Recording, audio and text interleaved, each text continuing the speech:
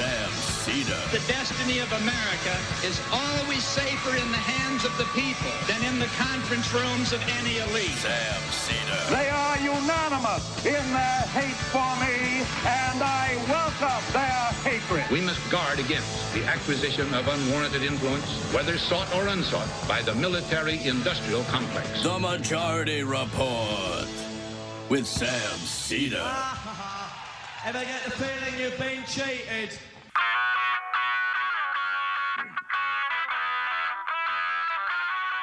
It is Tuesday, June 8th, 2021. My name is Sam Seder. This is the five-time award-winning Majority Report.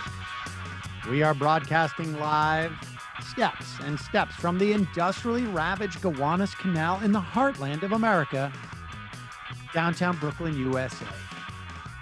On the program today, International Affairs Professor at Johns Hopkins University, Henry Farrell, on the precarious nature of our democracy.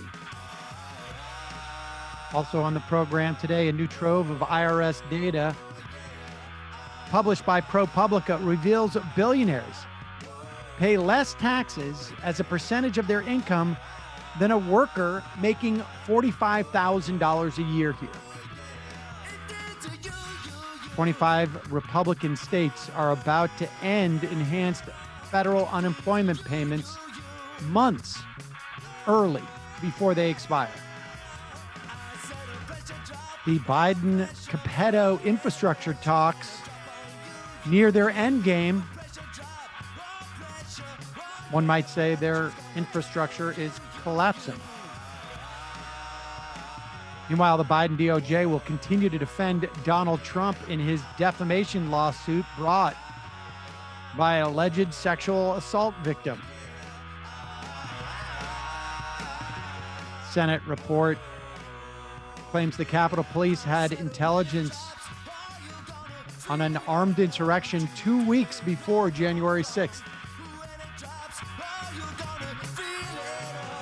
The Justice Department says it has recovered most of the Colonial Pipeline ransom Bitcoin.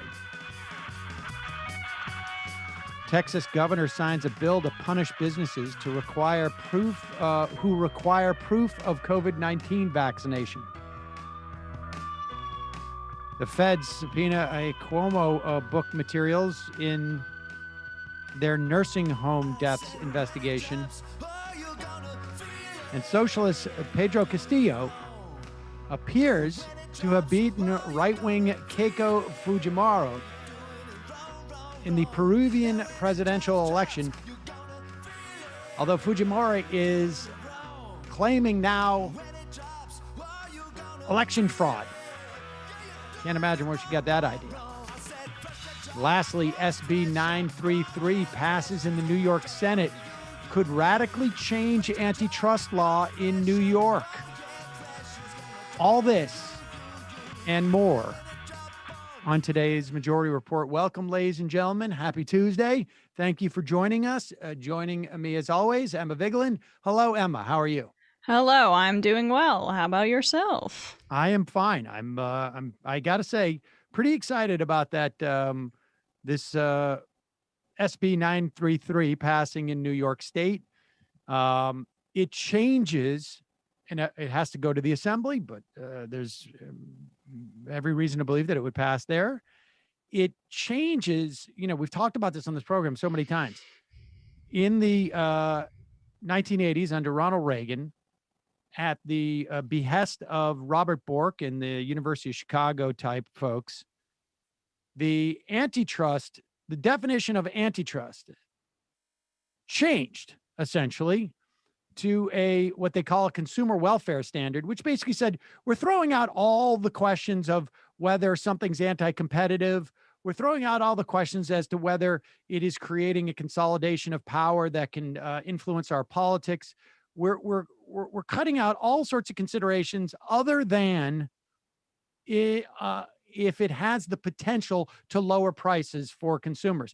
A lot of times it turns out it doesn't, but there's a presumption that a monopoly would. And we've been working under that auspices for 40 years on a federal level.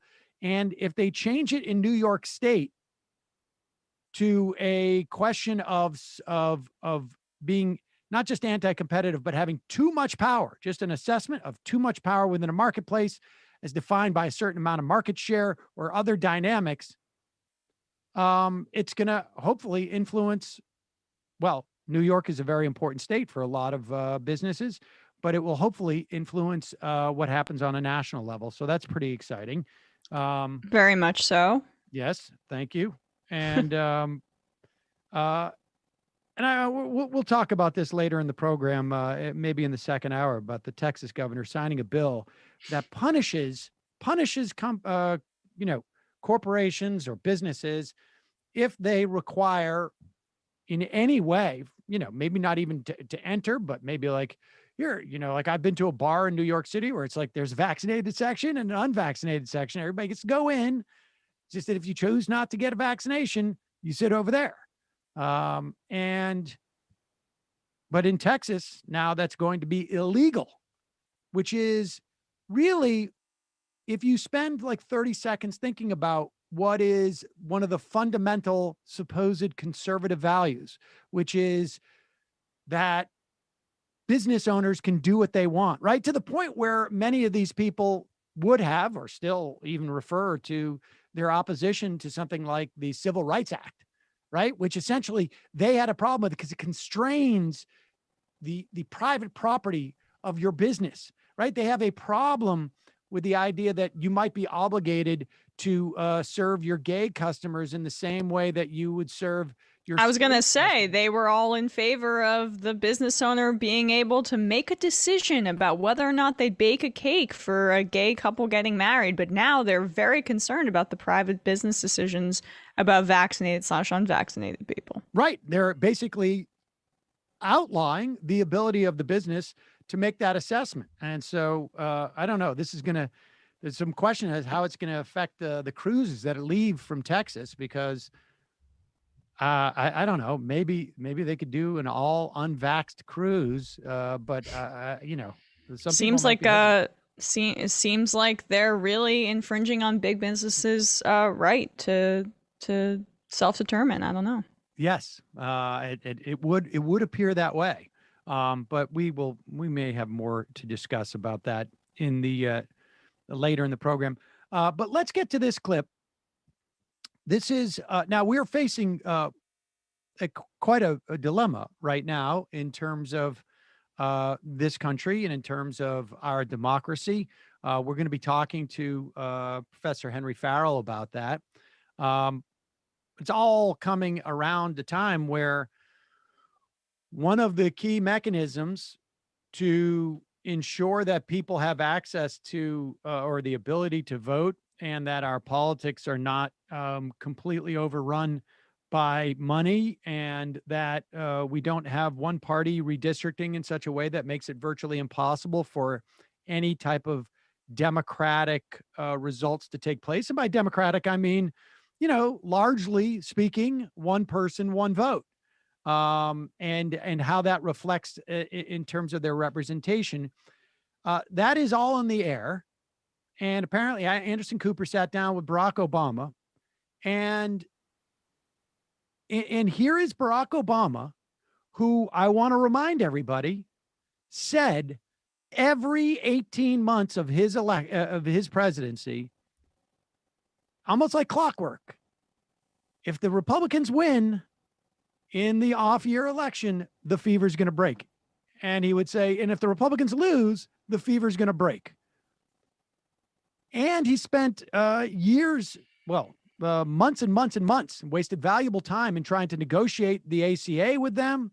He tried to, frankly, cut Social Security increases, cost of living increases. The Republicans, fortunately for a lot of us, were too in transit to say yes to him. But he still will not let go of this premise, and it is becoming very problematic, I would suggest. Here's that clip. And the leadership of the GOP, briefly for one night when they still had this sort of scent of fear in them, going against the president. And then poof, suddenly everybody was back in line. Now, the reason for that is because the base believed it.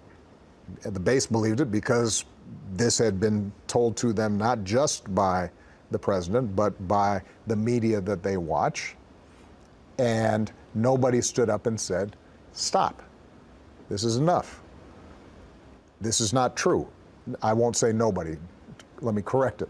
There were some very brave people who did their jobs, like the Secretary of State in Georgia, who was then viciously attacked for it. And all those congressmen started looking around and they said, you know what, I'll lose my job. I'll get voted out of office.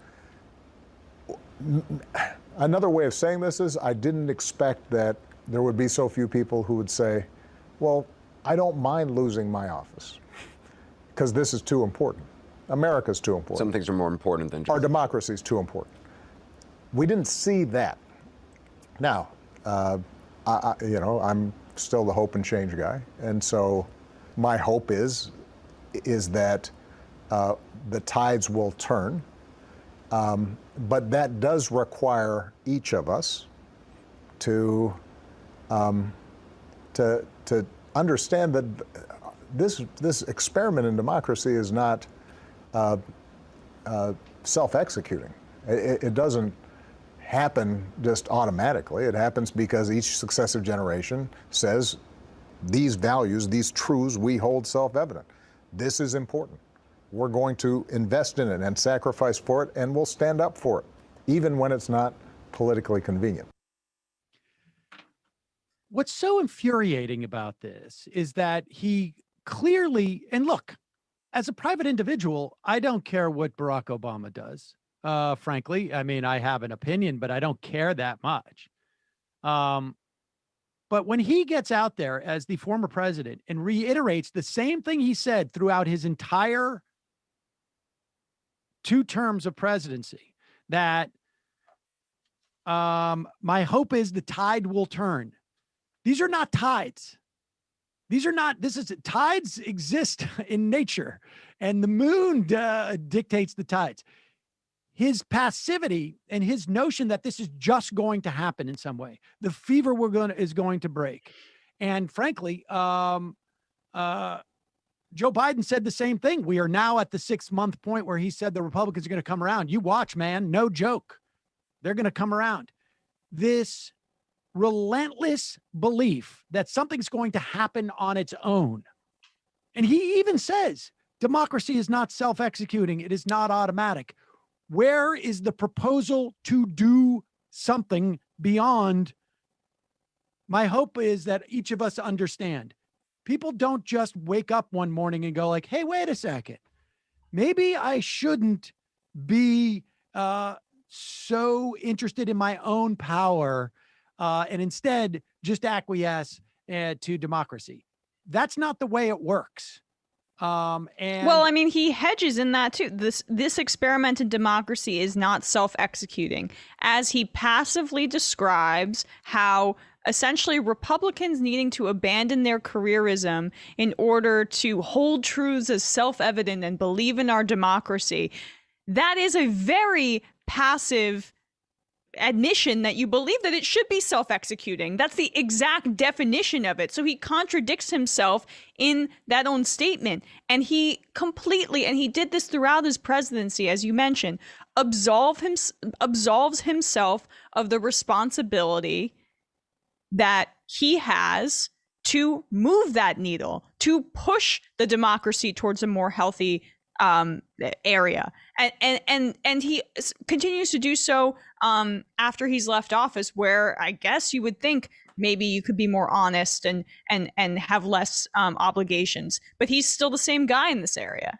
He is still exactly the same guy. And it's, his opinion on the matter is irrelevant. What is far more relevant is a call to action, yet there is none. And we're going to talk in just a moment with Professor Henry Farrell.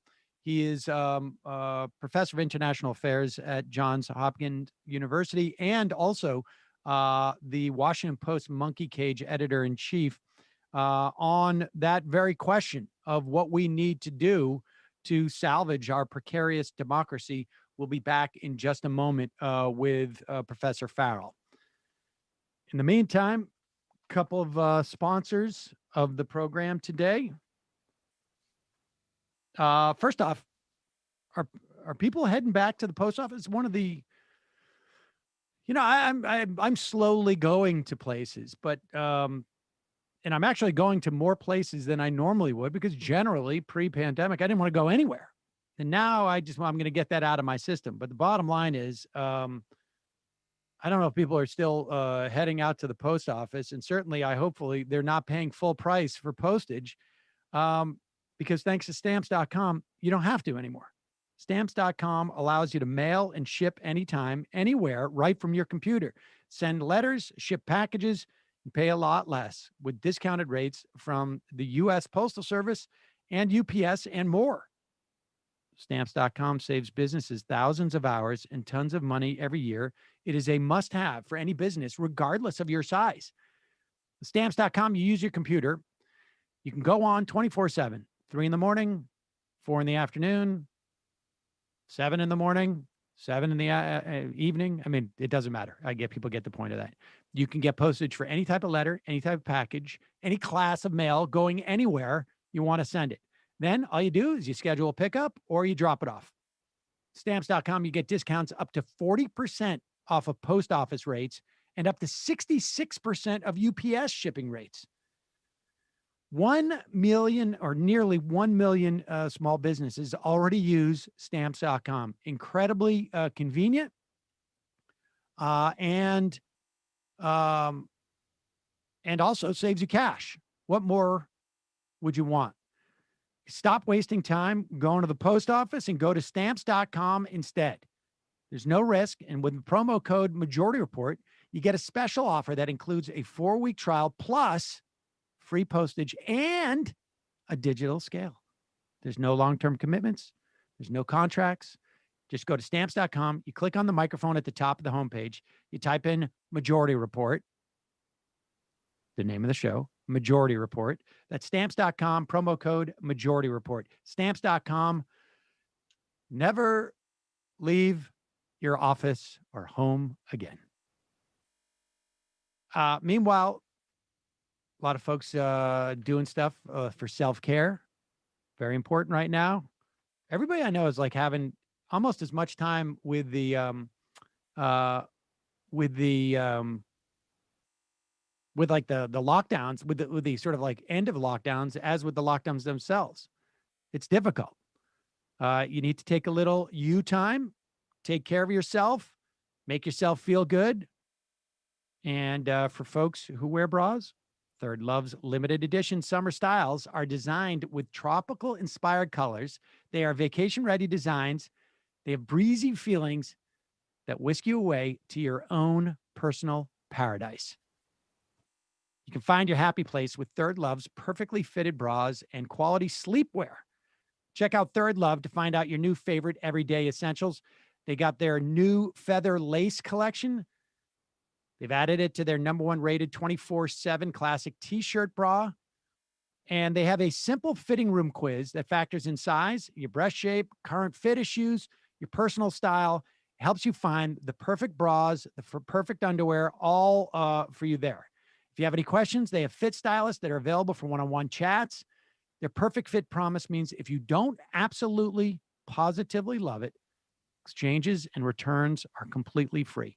So far, Third Love has donated over 40 million gently used return bras to women in need. Support charities in their local San Francisco Bay Area and across the U.S. I am not a bra wearer. However, I do have a testimonial from one of our official bra wearers on the Majority Report. The idea that I had 60 days to try out the bras drew me in. But in the end, I don't think I've ever had a better experience buying clothing online. Certainly not when it comes to bras. The Fit Finder worked like a charm. The choice of style is amazing. Both the bras I ordered were a perfect fit. They are incredibly comfortable and cute and subtle. I can tell you that my daughter has a couple of Third Love bras, and she is constantly asking if Third Love will send her free ones. And I'm like, no, why would they do that? And she's like, okay, I'm just asking. She loves the bras.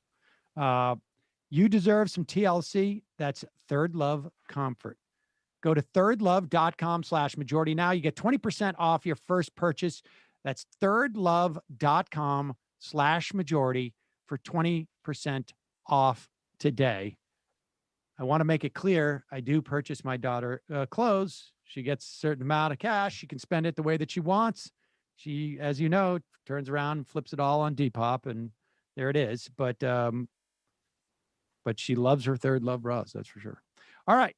Want to welcome back to the program Henry Farrell. He is the Stavros Nekros Foundation Agora Institute Professor of International Affairs at Johns Hopkins University, the Washington Post Monkey Cage Editor-in-Chief. Henry, welcome back to the program. I'm here with Emma Vigeland. Will you please tell Emma how I mispronounced your intro? Well, it's a Greek name, so it's a little hard, and it's something which it's one of these terribly complicated titles that I guess academics love, but that really don't mean very much in the real world. So it is Stavros Nekros Foundation Agora Institute Professor, if I'm remembering right, and sometimes I don't remember either. Well, I appreciate your correcting me. And don't worry, it's not an issue of not remembering. He just can't do it to save his life. I can't pronounce things. That's just that's part of my hook. If you could move your camera over just a little bit too, yep. So we get hold on. Is this better? Yeah. Oh yeah, maybe actually go back the other way because I think we're getting a little light behind there. Okay, great. That's terrific. That's great right there. Okay, sorry, I didn't know this was a video thing. Or I would have dressed in something better than the t-shirt. That's all right. That's all right. No, we're a casual program here. We're a casual program.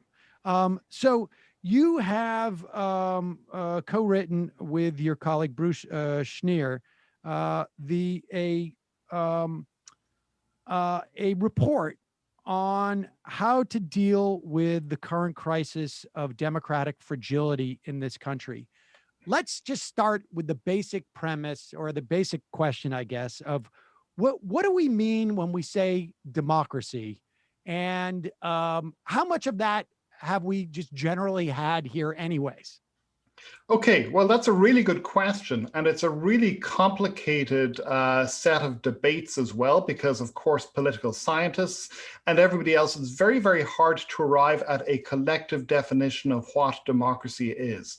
So I think that one way to think about it is just to try and strip it down to its basic elements, to get away from the notions of fairness, the notions that democracy ought to be something which is wonderful. And just to say, democracy is purely and simply a system in which when the government loses an election, it leaves office, where officials, when they lose elections, they recognize that they are no longer officials and they leave office. And from that, many of the other good things of democracy flow. And even on that minimalist definition, we obviously are in trouble in the United States. We are not in a situation anymore where it is clear that officials, even when they have lost fair and square, are going to be willing to leave office. Okay, and so we presume that if the government is leaving when they lose, the incumbent government is leaving when they lose, that it presumes a free and fair election, because presumably the government would have the apparatus to make the election not free and fair. And so if they're the ones who are willing to, if the incumbent is willing to leave office peacefully, that is an indication, at the very least, as a bare minimum, democracy is, at least that's the bare minimum that we're talking about when we talk about democracy. That's right. And I think that one of the things that Bruce and I are trying to argue in this piece is to say that when we think about democracy, democracy is made up in a very important way of mutually reinforcing expectations and beliefs. That is that I believe that if you lose office, that you are going to then acknowledge your defeat and you're going to step out. And you're, of course, going to plot to try and come back in 2 years or 4 years or 6 years or whenever it is. But nonetheless, that you will accept that you have lost the support of voters. And you believe the same thing about me. And as long as we both believe that about each other, democracy can be a self-reinforcing set of beliefs. But once we stop believing that about democracy, once we stop believing that the other side is going to leave, then suddenly a lot of those beliefs can unravel. And this is part of the reason that Bruce and I tried to write this piece, was to point in a sense to the ways in which these beliefs are fragile, these beliefs are important, and much of the worry that people are expressing, it's not just us. I also signed a letter with 100 far more distinguished experts on democracy than myself in the last week, which made much the same kinds of arguments. One of the big reasons why democracy is in such trouble in the United States is precisely because we don't have that kind of self-reinforcing set of beliefs, which serves as one of the foundation stones of democracy. You know, we just played before you came on a clip of Barack Obama in an interview with Anderson Cooper, where he both said that democracy is not a self-generating, or maybe he said self-reinforcing. It's not automatic. But then he went on to basically just say, I'm paraphrasing and I'm maybe editorializing a little bit. With that said, I just hope that we all understand and that the tides will turn. And that is not, in my opinion, not terribly helpful. I mean, you've taken a stab here. It is not acknowledging that we're at that crisis where we have clearly a situation that is creating, that is chopping away at the foundation of that self-reinforcing mechanism. Yes, that's right. And I think part of the problem, there are a number of problems. First of all, the problem is trying to get people to the stage where they're aware that this is happening and that they're aware that this is a problem. And secondly, and I think that this is the much greater challenge at the moment, is getting people who are in support of democracy to start taking the necessary steps that they have to take in order to try and protect and defend it. And of course, this is part of the problem that we have seen with Joe Manchin over the last couple of days, is that it is one thing to say that we want to protect democracy. It is another thing to take potentially controversial steps in order to protect democracy when you have a party, the Republican Party, which is deliberately stepping out of its way in order to try and prevent some of these steps from being taken, and in order to try and prevent basic reforms which would allow democracy to proceed along in a minimally stable fashion. So I think that's the situation that we're in. And I think that people like Obama, you really want to move on from the general hope that things are going to get better to start thinking about the specific ways in which you can try to make things better. And this is not something where there are any very easy answers, but it is a huge challenge that confronts us all. And I should say that, people have been sounding the alarm that you outlined in this piece for months, if not a couple of years, because of Donald Trump sort of functioning and the greater right-wing echo, media echo chamber, as it were, to undercut, sort of like pre-undercut the legitimacy of the election, right? I mean, maybe he was doing that. I mean, he was actually doing it in retrospect of his 2016 election, talking about there was 3 million immigrants that, went up to New Hampshire and voted whatever it was. That was the beginning of him hacking away at this foundation. And then I want to get into specifically what you've said in the thing, but I just want to make sure that we hit this point that Joe Biden said during the campaign, probably about a year ago, almost a little more than a year ago, that, 6 months after Donald Trump was gone, you'll see the Republicans are going to come around.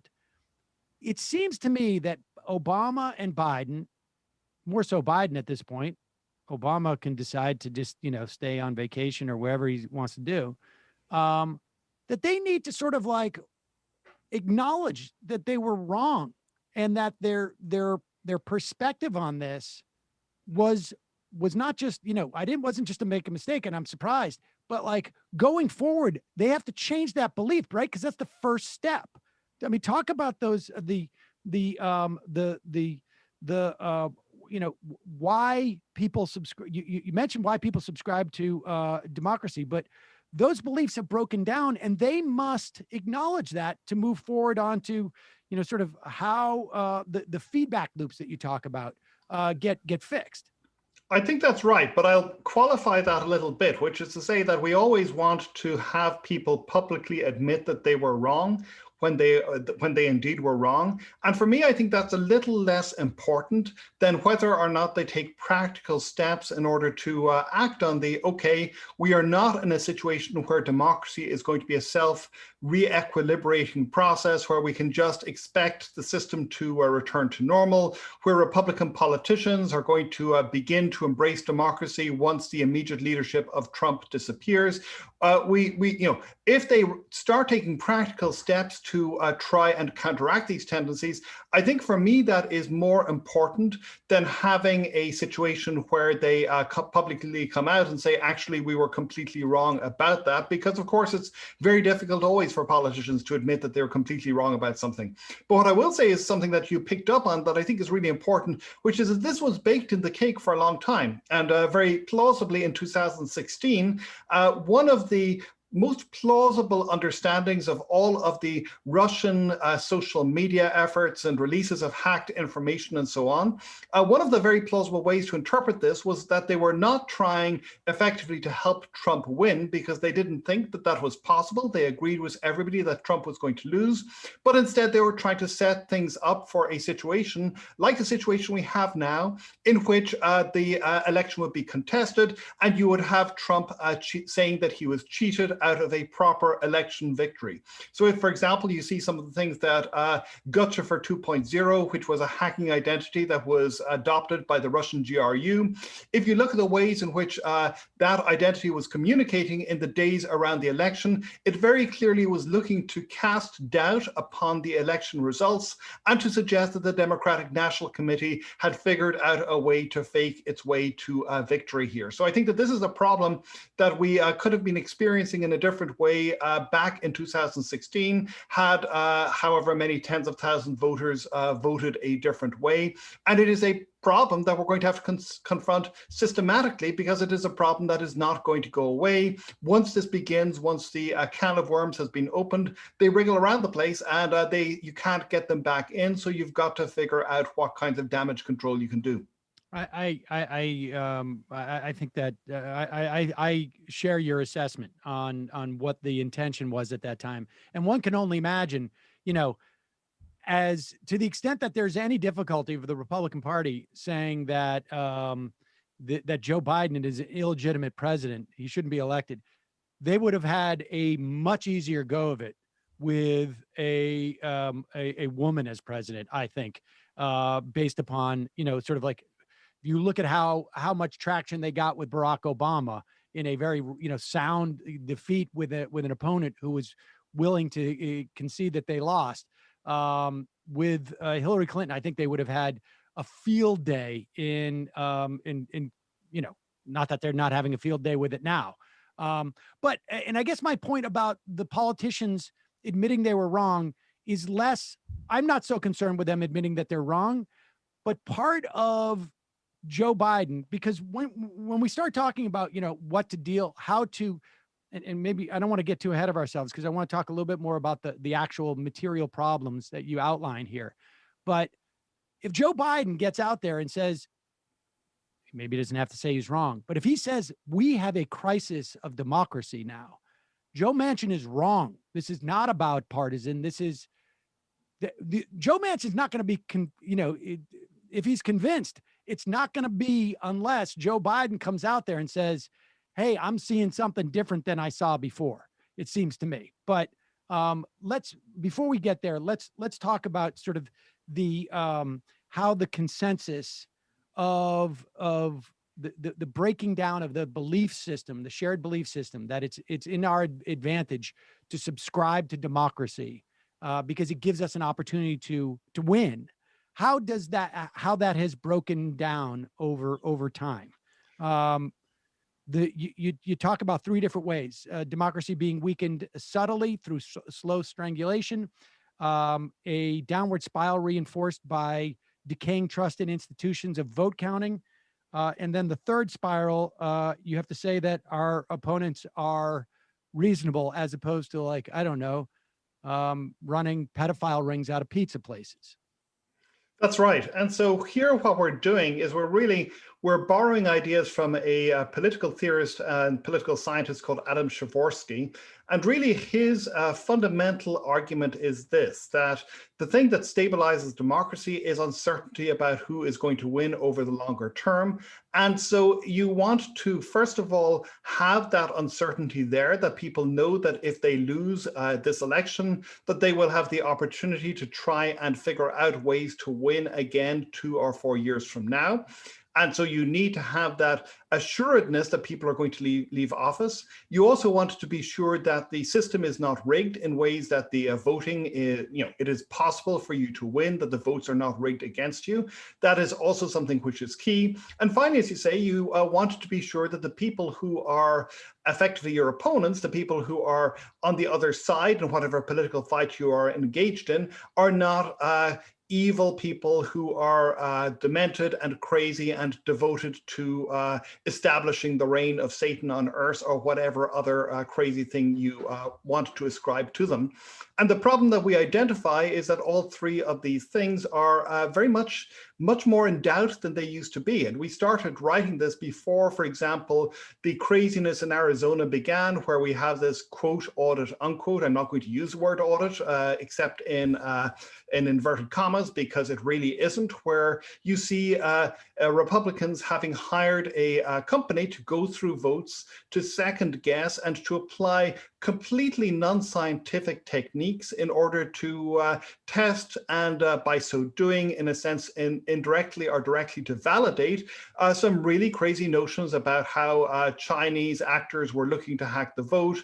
Are there traces of bamboo? All of these things which really do long-term damage to US democracy, to the extent that they create a set of self-reinforcing beliefs among Republicans.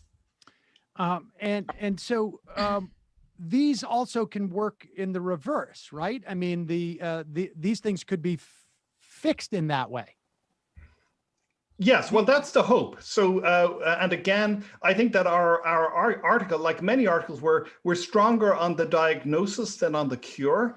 But one of the things that I think we do want to argue, and this is something which is subtly different from, say, for example, what President Obama said in the clip that you just quoted, is, one argument is that there are these self-equilibrating forces in democracy. That is that when things begin to go bad, that we can expect other forces to counter-react and to make things go good again. And here, sort of maybe you could look at some of the stuff that is happening in New Mexico around the sort of around some of the craziness. And there's an interesting article which just came out in Politico this morning, which suggests that all of this madness doesn't look good to voters, that voters begin to get worried about this, and that so this may be what people like Obama are hoping, that this will create this self-reinforcing flight of many former Republicans away from their party, and that once Republicans realize that they are losing, that they will begin to come back to the table.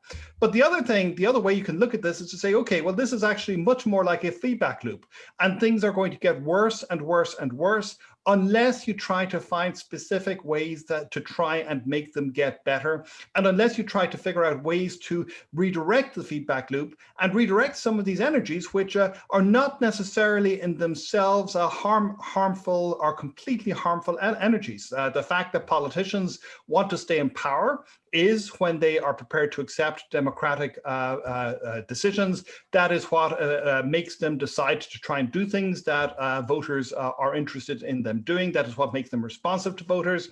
Suspicion about procedures can also be something which is a useful set of checks, especially in a country like the United States, which of course has had terrible history of disenfranchising Black voters and other classes of voters en masse.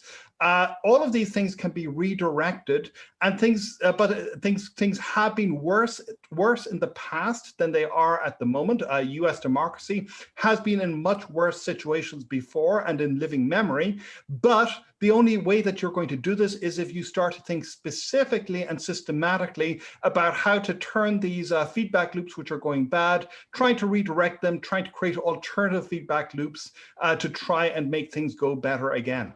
Well, and also I would say the decaying trust in institutions, which then, manifests itself in the way Republicans are chipping away at voting rights throughout the country.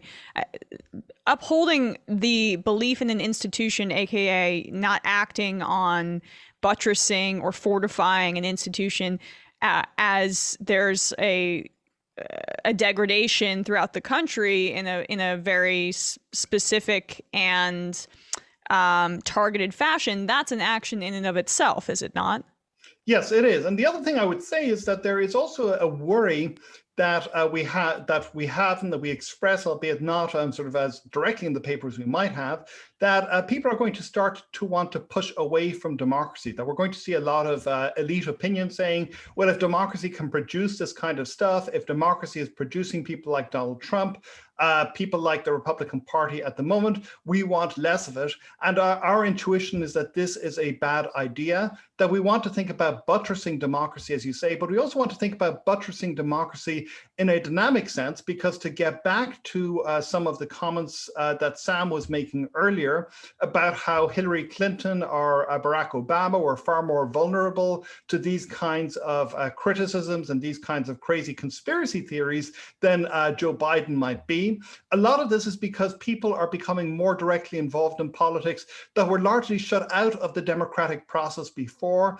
And so really the balancing act we want to try and pull off is to try and make democracy as open as possible to new forces that are necessarily part of the dynamic benefits that democracy provides, while at the same time trying to minimize the likelihood that absolute QAnon craziness is going to predominate and do all of the terrible things that it is doing right now. So let's go to, some of these, what you talk about in terms of changing the incentives and how one builds trust, sort of, I guess, to sort of reorient these feedback loops. But let me just also ask this, maybe before we enter into that phase of your report.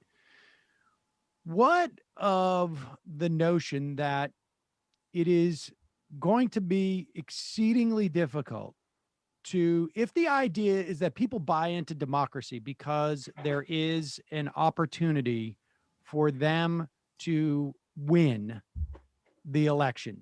I'm not just talking about politicians, but I'm talking about, parties, but just, the individuals who make up the parties.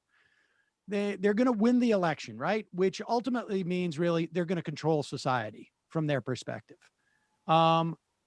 If part of this, and part of the reason why I think Barack Obama was so vulnerable and why Hillary Clinton was so vulnerable, is if part of it is a function of a change in the dynamics in society where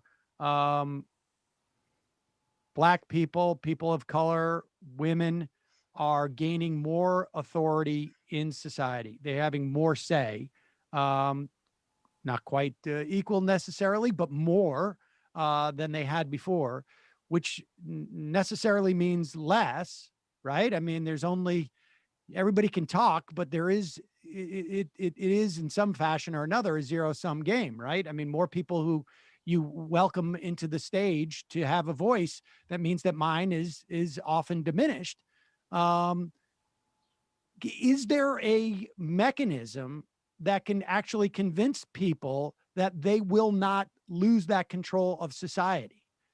I mean, do you follow what I'm saying? Like, I do. And has that, and I would just couple to that the theory that maybe you're familiar with Bob Altemeyer, who was up in the University of Manitoba, who had done, clinical reports that, 25% of all North Americans are right-wing authoritarians.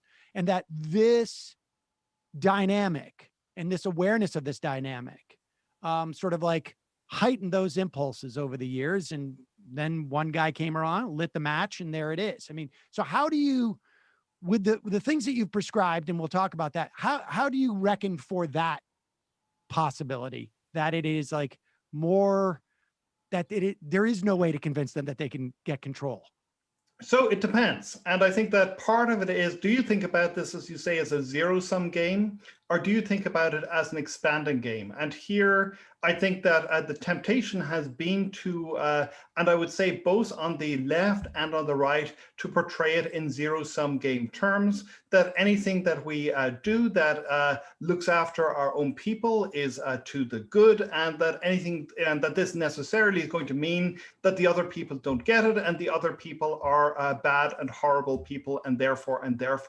And that, I think, I think that is a form of rhetoric and a form of thinking that we have to try and get away from. And I think one way to think about this would be to think, what are the things that you can do if you see a external coalition forming against you, which you believe is going to stop you from doing the things that are necessary and right for democracy? How do you split that coalition? How do you figure out which people on the fringes of that coalition might be persuadable in terms which allow you, and this of course is the difficult art of politics, in terms that allow you to maintain the coalition that you have already created and already brought in. And so I think that in addition, and this is not the kind of stuff that we are talking about in our paper, which is much more about the nuts and bolts of democracy, of trying to figure out rules, of trying to figure out ways to reshape beliefs so that people at least maintain this minimum set of beliefs in the democratic system.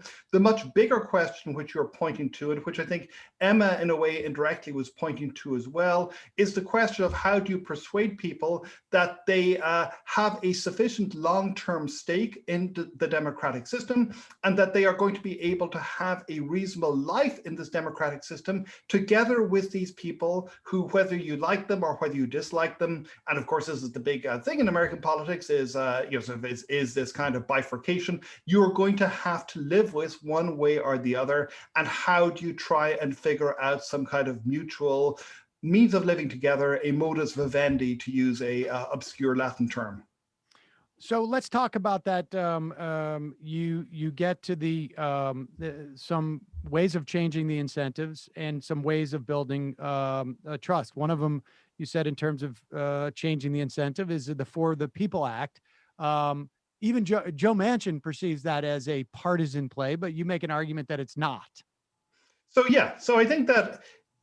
So I think it depends on what you mean by partisan play. So if you read Manchin's his op-ed where he makes his argument, for him a partisan play is something that is going to not get the support of the elected representatives of the other side. And I think that is something which, given the current state of US politics, anything that creates any real change is almost certainly not going to get Republican support. That is just a fact of the situation that we're in at the moment, and a fact of the way that the Republican Party is.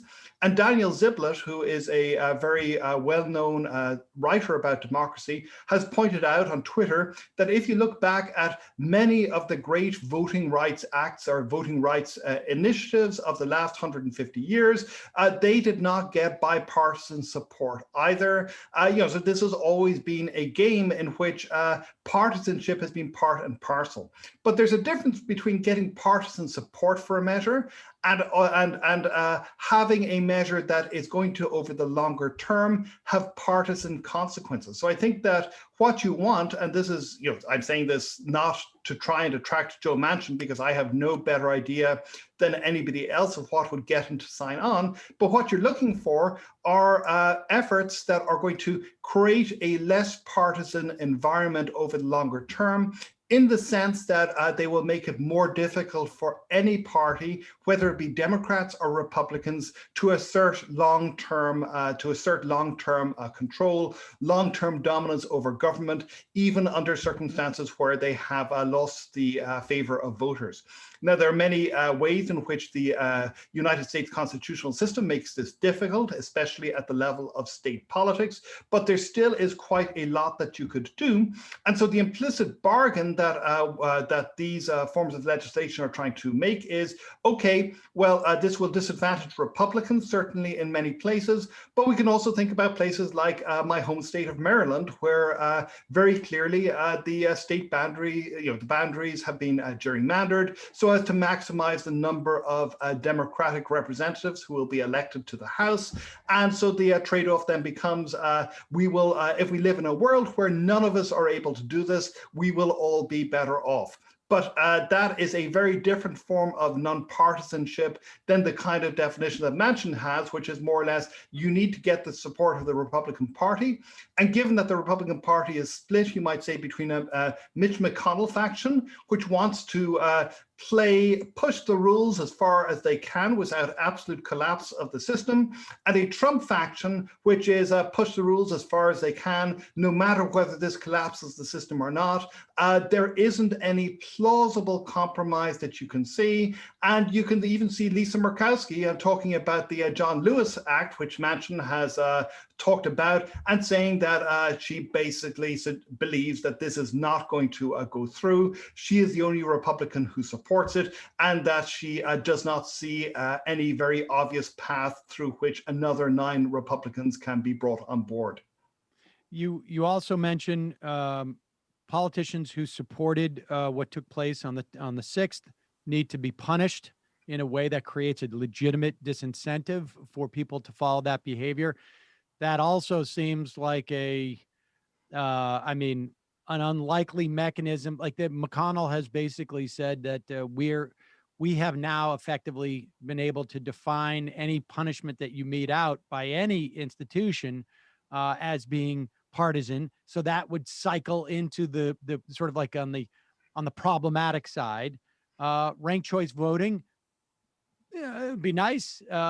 But let's talk about the build the trust and information flow of things, because that seems to me to be like at the very least, like that is, it's not as reliant necessarily on, it's more of a bank shot, let's put it that way, than going to Mitch McConnell and say, hey, like, are you on board for punishing the people who supported this thing?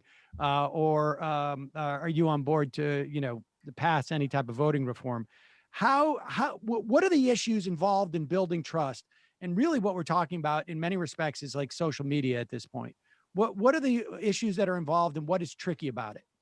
Okay, well, there are a couple of things that are tricky. First of all, that social media is a problem. It isn't as much of the problem as you might think. If you want to look for what is really the big problem, I think it's Fox News. And there's a fantastic book that has been written on this by Yochai Benkler. He's a professor at Harvard, together with 2 colleagues, looking at how it is that Fox News plays this incredibly important role in the social media, the broader social media and media ecosystem of grabbing crazy beliefs from the fringe and elevating them so they become central tenets in the faith that you're supposed to subscribe to as a member of the Republican Party. So I think social media is important, but also we want to think more generally about media structures. And again, part of the problem is that we have a body of jurisprudence and a set of laws and a set of legal principles which make it extremely difficult to tackle these things directly. So one of the things that Bruce and we are not, I should make clear, we are not lawyers, we are not legal scholars, we are not deeply embedded in the communications debates. But one thing that we wonder is, to what extent can you push the responsibility to be factually accurate as far as possible, given existing licensing requirements, so that you are really trying, in a sense, to use the vulnerability of these businesses to libel laws, to to saying things that are untrue and actively harmful. You're trying to weaken their possible defenses against that in situations where they very clearly are propagating falsehoods on the airwaves. And here the idea is very clearly, so if you look at how it is that Dominion and these voting companies are now suing media companies which propagated falsehoods that directly and visibly damage their businesses, to what extent can you try and make it a condition of being a public broadcaster, of having access to all of these public goods which are provided by the US government? To what extent can you make this conditional on these businesses having a substantial fact-checking informational accuracy component that would then make them more legally vulnerable in situations where they either had the knowledge internally that they, in fact, were saying things that were factually false, or alternatively that they try to figure ways around this so that they short circuit this. But again, that makes them look bad in court. So this is not a major fix, but I think we're in the world, as you say, of bank shots. We're in the world of trying to figure out what kinds of things can we do given where we are to really, to try and change things around the edges in the hope that might have larger consequences going forward. I know you also raised antitrust, and it seems to me that, when we talk about, and I am all for tort actions and think that they have a very important role, but ultimately, when we say legal, what we really mean is financial, right? Yeah. I mean, it's not that someone is gonna, Fox is gonna feel bad that they were marked with a scarlet letter of lying about Dominion. They don't care about that at all. I mean, they've defended Tucker Carlson in court as saying nobody takes him seriously. Nobody takes him seriously in that way. That's not the way it's supposed to work.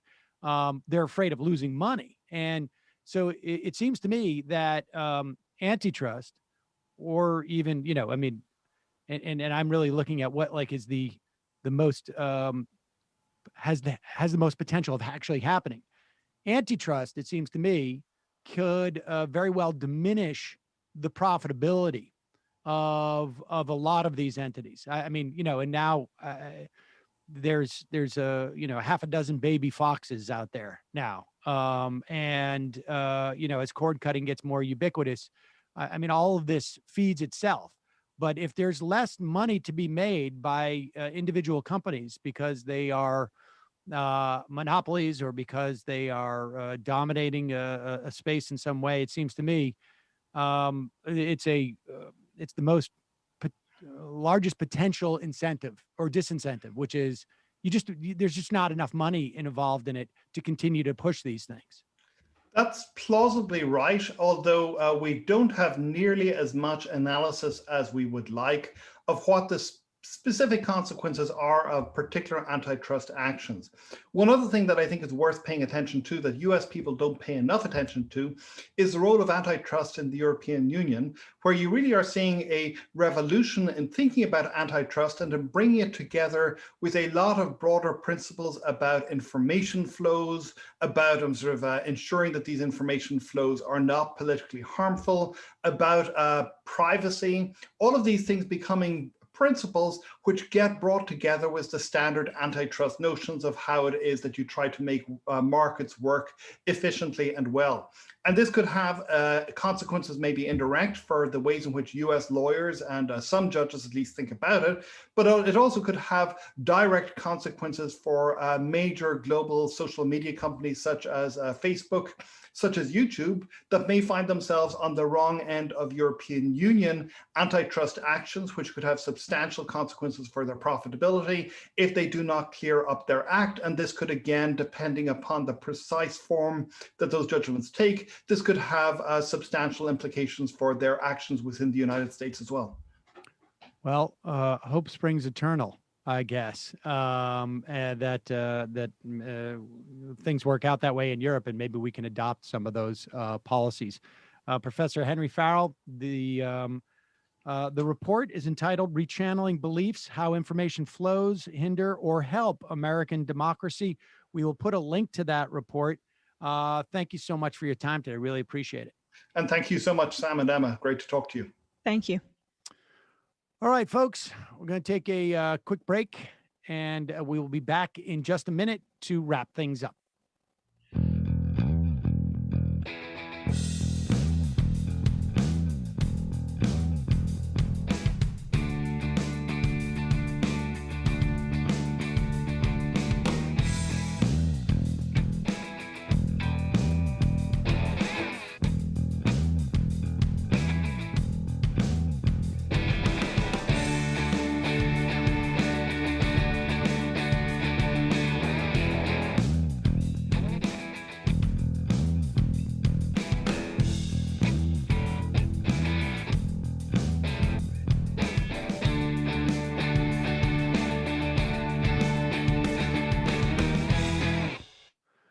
So there you have it. I'm a little concerned. It is becoming increasingly clear that Joe Manchin is not going to help in the project, at least of the For the People Act. There may be enough voting rights reforms embedded in the John Lewis voting bill. Still unclear whether Joe Manchin will take a step to reform the filibuster, but I don't know. I mean, well, I'm just, I'm incredibly discouraged by the fact that we have a president who has a very similar mindset to Obama in terms of just passively approaching the restoration of our institutions and democracy in and of itself by giving Republicans way too much credence. It's like this inside baseball, kind of shaking hands, senatorial nonsense, and not really seeing the Republicans for the monsters that they are. And that creates a very toxic, scary situation. Like a lot of the reforms that were discussed by Henry Farrell there, I don't see there being any movement on in the near future. Certainly not unless, the leaders of the parties sort of acknowledge the severity of the problem. That's we're in this sort of like paradox where there is, on one hand, there's rhetoric that we are in this severe crisis of democracy. That certainly the leadership of the Democratic Party will articulate. But then at other moments, they're not pointing to what has driven us into that crisis and making it clear. But maybe that changes in the coming days and weeks ahead. I guess we'll see. I can understand the theory that it's hard to go backwards. It's hard to do a takesy backsies on that. And so maybe you wait until the last minute, but it sort of feels like we're pretty close to that last minute. We are certainly at the last minute of our program. For those of you who watch us on Peacock, and for those of you who do, we will say goodbye and see you tomorrow. And then for those of you who are hanging around for the fun half, see you now. Naomi Kantz is going to join us in just moments, minutes, seconds. Good time for me to remind you that it's your support that makes the show possible. You can become a member at jointhemajorityreport.com. When you do, you support the free show. Get you guests like Henry Farrell, for instance. Tomorrow, who do we have on the program tomorrow, Brendan? We have John B. Judas. John B. Judas. And then I think we have Astor Taylor on Thursday. So it's your support that makes the show possible. You can become a member at jointhemajorityreport.com. Also, don't forget the AM Quickie. Check that out. And justcoffee.coop, fair trade coffee, tea, or chocolate. Use the coupon code Majority. Get 10% off. Don't forget to check out our Discord, majoritydiscord.com. Nomi, what's happening on your show today at 3 p.m.? We have, our panel is Akela Lacey and Simon Rode. And before that, we have Richard Wolff. Oh, exciting. So it's a fun show. Big day today. And that's I guess 3 p.m. That sounds like 3 p.m. right after this show on youtube.com/The Nomi Key Show and twitch.tv/the Nomi Key _show. I did not create that. Matt _Leck. What is happening in the Matt _Leckian _? Well, there's no underscore. It's just MATTLECH on all the social media, so don't get confused, folks. But last night we did a debate watch. Leo Panish debated two capitalists, a Tory and Ayn Rand Institute guy, and it was very infuriating, but Panish is very smart. So that was for patrons. Patreon.com/leftreckoning to get access to that. And this afternoon, David Griscom is going to be doing a live stream. He's been seeing that big money is corrupting democracy discourse is back again. So he's going to be talking about why it's not just money in politics, but capitalism generally. That is a threat to democracy. So that's this afternoon at the Left Reckoning YouTube channel, which more and more people are subscribing to. I hear lots of things. It's really getting hearing big. many things. Hearing it's very, very popular. Not as big as me, though. We will take a quick break and be back in just a moment. You are in for it. All right, folks, 646-257-3920. See you in the fun. Are you ready?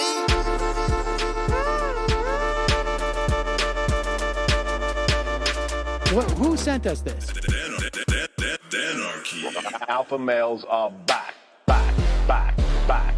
Boys back. And the alpha males are back. Just as delicious as you could imagine. The alpha males are back. Boys back. And the alpha males are back. Just want to degrade the white man. Alpha males are back. I take all of it in my throat. Alpha males are back. Snowflake says what? The alpha males are back. You are a madman. And the alpha males are back. I am a total cunt. Can we bring back DJ Danerky's song, please? Yeah, or a couple of them. Just put them in rotation. DJ Danerky. Well, the problem with those is they're like 45 seconds long, so I don't know if they're enough of a break for people. That's fucking nonsense. Ever see white people doing drugs? They look worse than normal white people, and all white people look disgusting. And the alpha males, psych, fuck them. Snowflake says what? Snowflake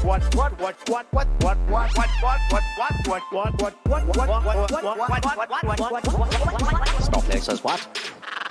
A hell of a lot of bank. A hell of a lot of bank.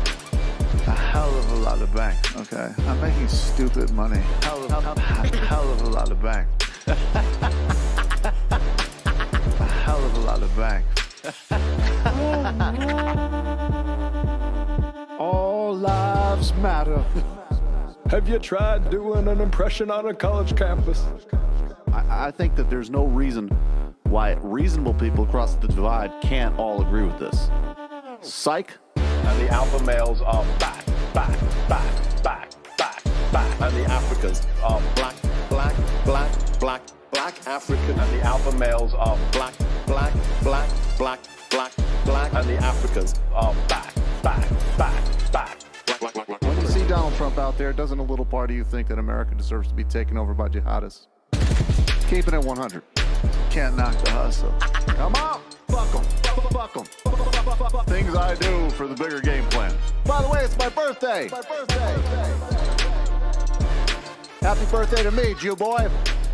I have a thought experiment for you. And the alpha males are back.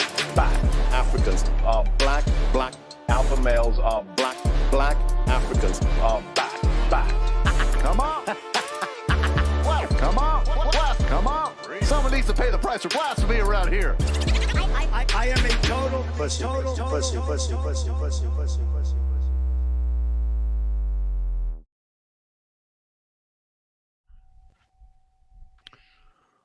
We're back, folks. It is the fun half of the program. Let's. I mean, this is just. Are you as outraged as me that I didn't have enough time to eat my cashews? I am not, but I will set that aside for a moment. I'm sorry to hear that.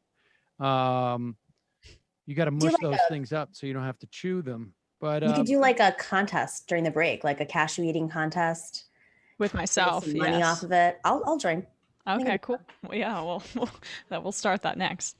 I want to get into this use of a Border Patrol helicopter that apparently has been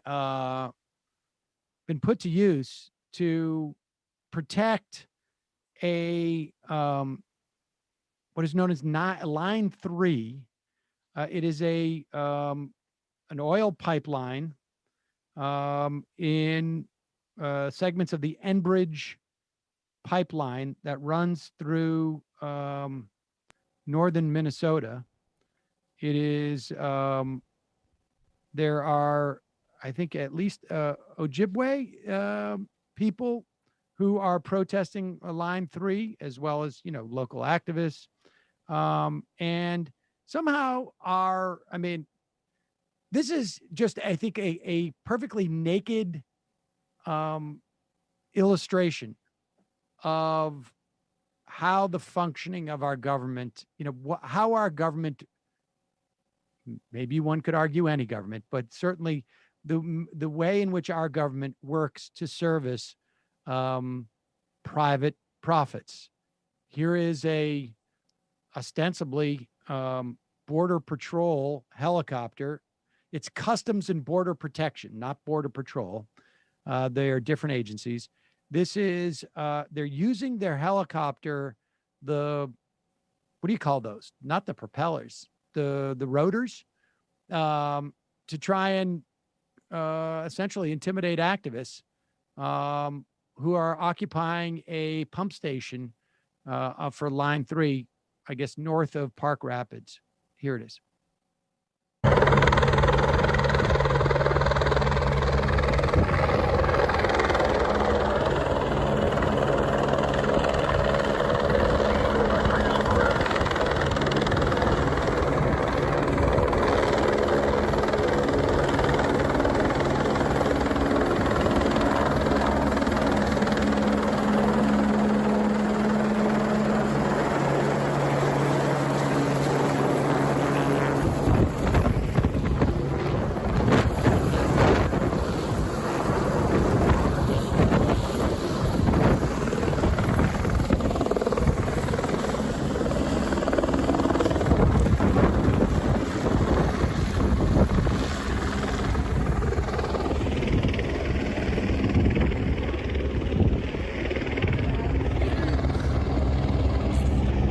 You got glasses? Any kind? All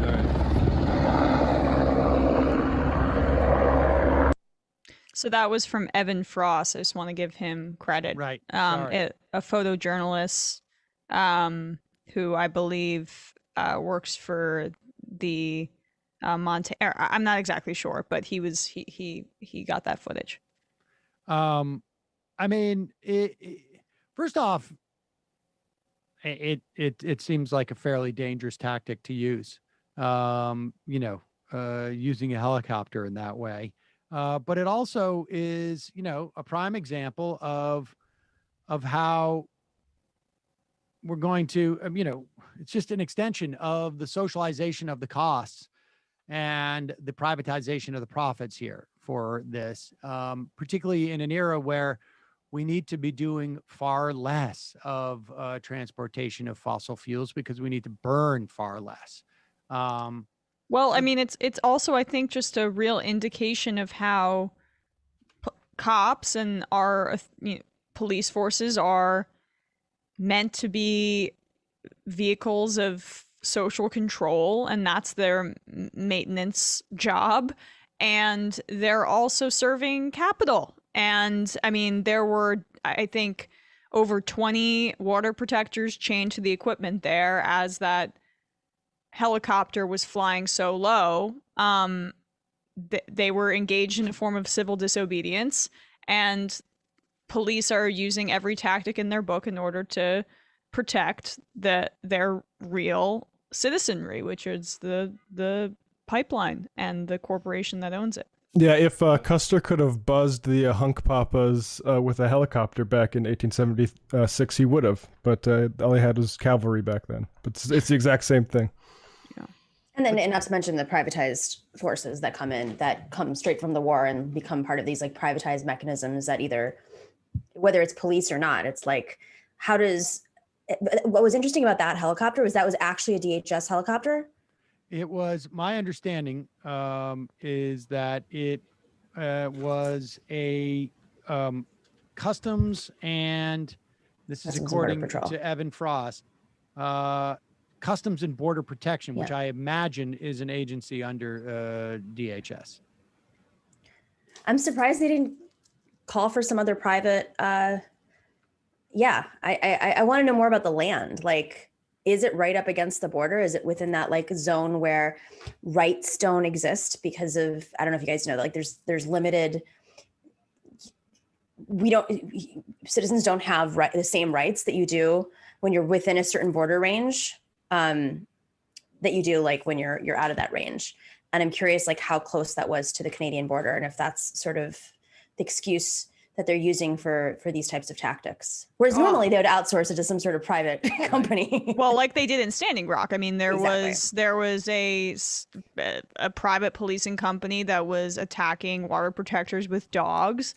And then, of course, just the entire seemingly state of North Dakota with all their militarized gear. They also did the more official policing tactics of tear gas and rubber bullets and arresting journalists like Amy Goodman. So that's the state allowed violence, but the more queasy stuff they outsource to those private mercenary types.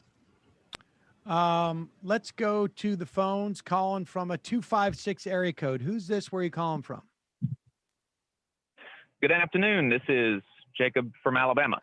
Jacob from Alabama, what's happening? How is it going with the miners? And good job, incidentally, in terms of you guys raised a ton of money for them. But why don't you keep people updated on that?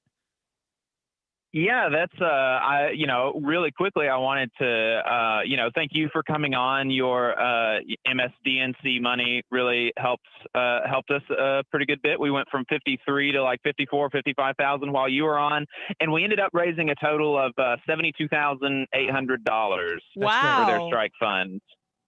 So we were pretty happy about that. Excellent. I'm sorry? Excellent. And just say congratulations. And I appreciate it, and really thank you for coming on.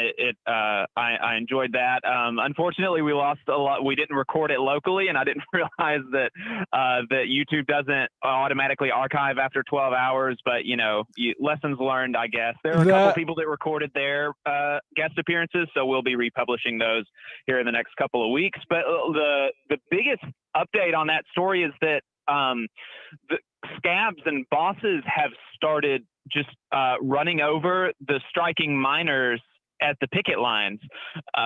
There's been like 4 or 5 incidences over the last 4 days alone, and there were a few more before that, but it's really ratcheted up in the last week, and it's crazy the lengths that they're allowing their people to, the company's allowing their people to go to.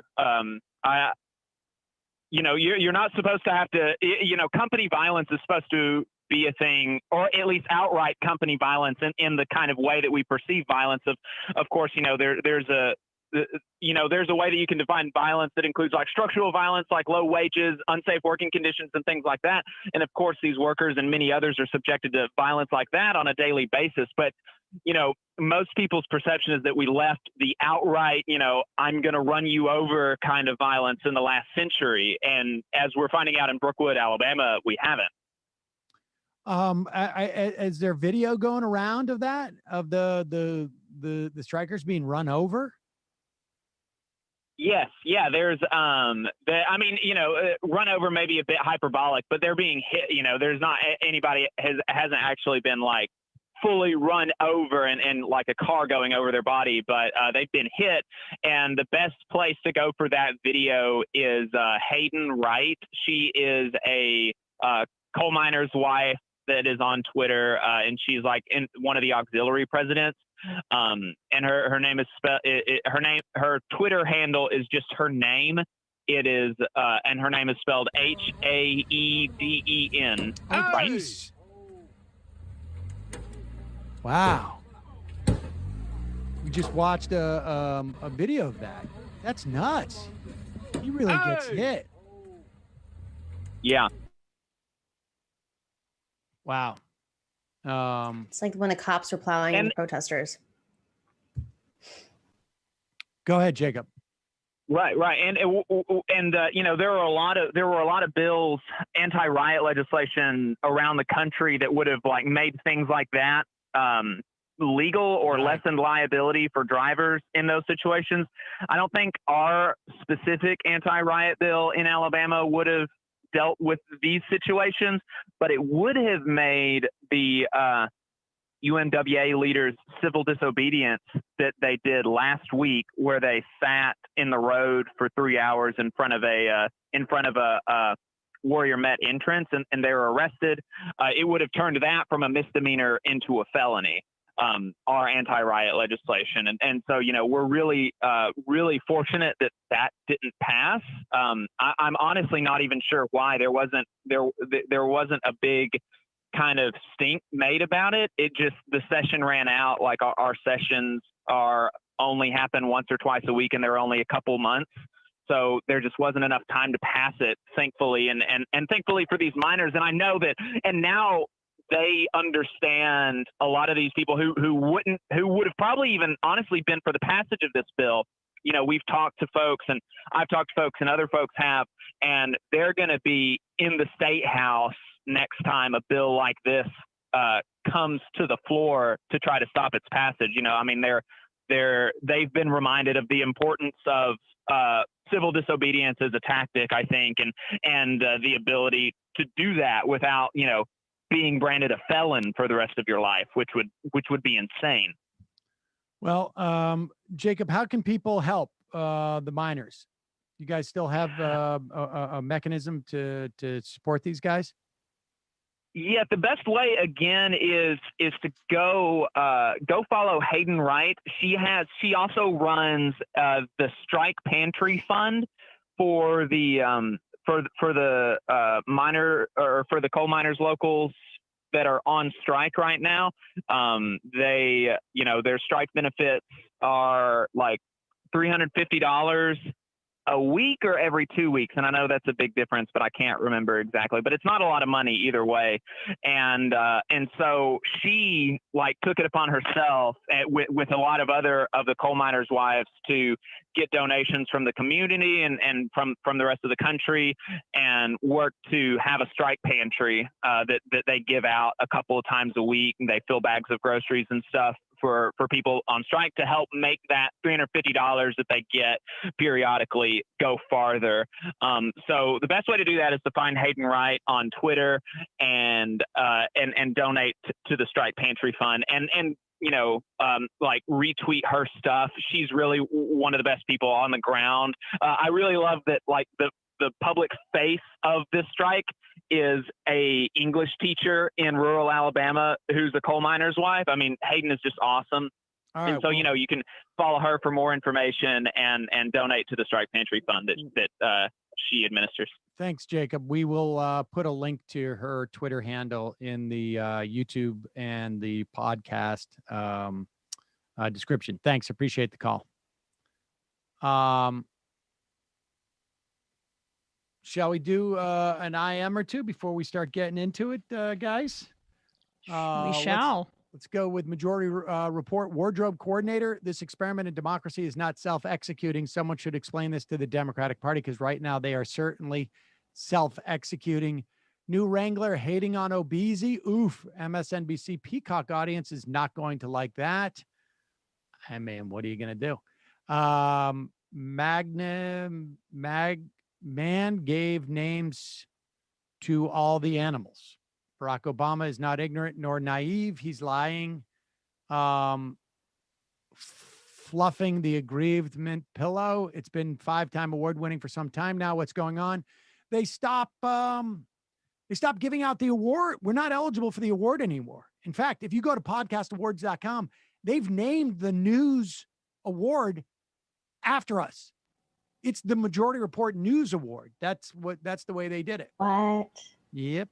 That's very nice, though. We won 5 times. And so then you get memorialized, I guess. It's a different era too. It is one of the only, although I will say this, it's one of the only People's Choice awards, as opposed to pay us $2,500 and then we will put you in the running for this award. And that's basically it. BB Tech, BB Teach.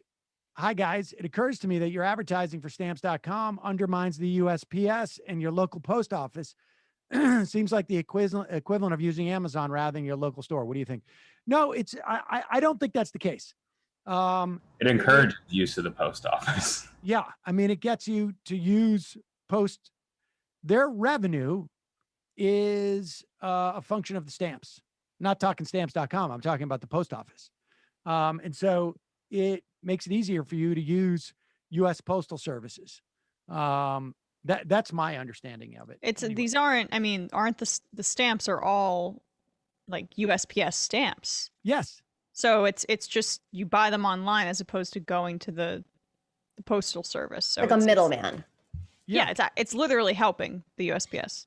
I mean, but you can't go inside. You can't talk to your postal worker. Yeah. Yeah, that's so fun. Actually, hey, I had a really nice one I recently. have a pretty good relationship with. And you also like the DMV, so like this is a different. What? You're in your own, universe. Sam, No, I you have need friends who friends. work at the post office. So, Clown Shoe Mike. Were they I'm your really friends gonna- before you went there? What's that? Were they your friends before you went to the post office? Who were my friends before then? No, were they your friends before No. you went to the post? Exactly. Case in point. No, I've actually. They are your friends. You keep saying that you need to read a book about how to make more friends, and yet, to me, it's I just... need to read a book on how to make friends who don't work at the post office. Okay, there we go. Right. That's basically it. Nerd Cheetah, explain how the FTP Act polls incredibly high in Manchin's backyard, but he can get away with opposing. I understand Biden polling low, the risk of sending one of those socialist squad types, but is there no one? They can't activate Obama to help Biden, Hillary, Bill. I have they know champions of the caliber of Gates, Cruz, who shall not be named. Well, I mean, just look at the Democrat. It is Donald Trump won by like 50 points in West Virginia. I don't know what Joe Biden has to do. I don't think there's one thing. But he said he could do it.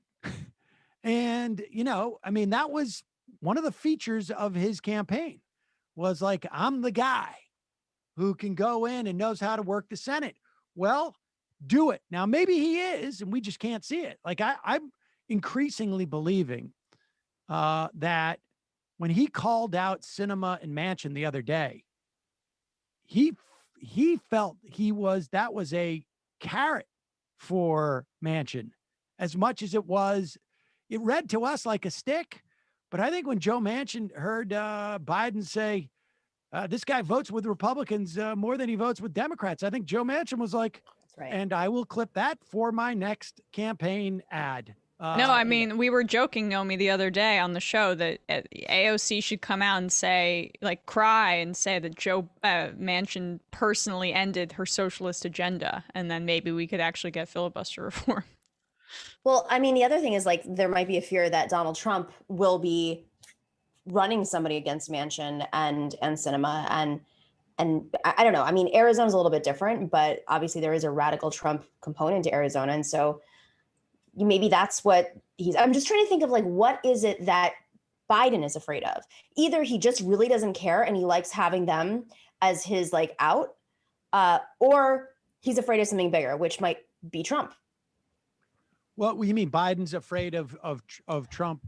Of losing the Senate, losing, whatever majority we have in the Senate. I mean, the filibuster or not, if Trump runs somebody in, against Joe Manchin in West Virginia, if Trump just does a bunch of rallies in West Virginia and in Arizona. Manchin just won re-election. He's not up for election for. You're right. 4 years. Or who's the other senator from West Virginia? Shelley Moore Capito, but she's a Republican. She's Republican, yeah. No, you're right. I don't think he's afraid of or anybody really. I don't think it's a question of Joe Biden being afraid, and I think he, it's in his self-interest to win at least some of these things. I mean, I suppose you could come up with an argument that he's like secretly protecting his class interests, but I think, voting reforms are still, his first class interest is him and his legacy.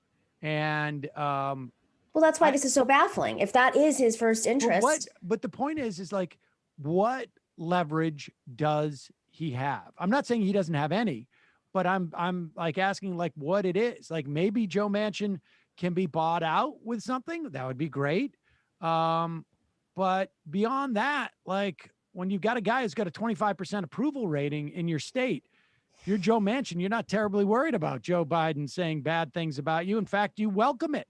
And that's Or what I'm Schumer. suggesting is that Biden, by, you know, when I first heard that, I was like, oh, Biden's really taking it to him. And then I'm thinking, actually, no, Biden's actually doing him a solid, which, you know, might be, if you can't, I guess the point is, if you can't club the guy, you don't have a club big enough to hurt him, then you go out there and you try and help him a little bit.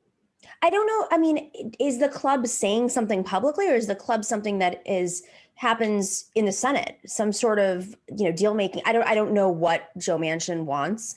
I don't know what his agenda is for his state and for himself. I don't know what, you know, knocked off a committee or something. I don't know. Well, yeah, I think the danger in knocking him off the committee is that he walks across the aisle and says, hey, I want my committee chairmanship back.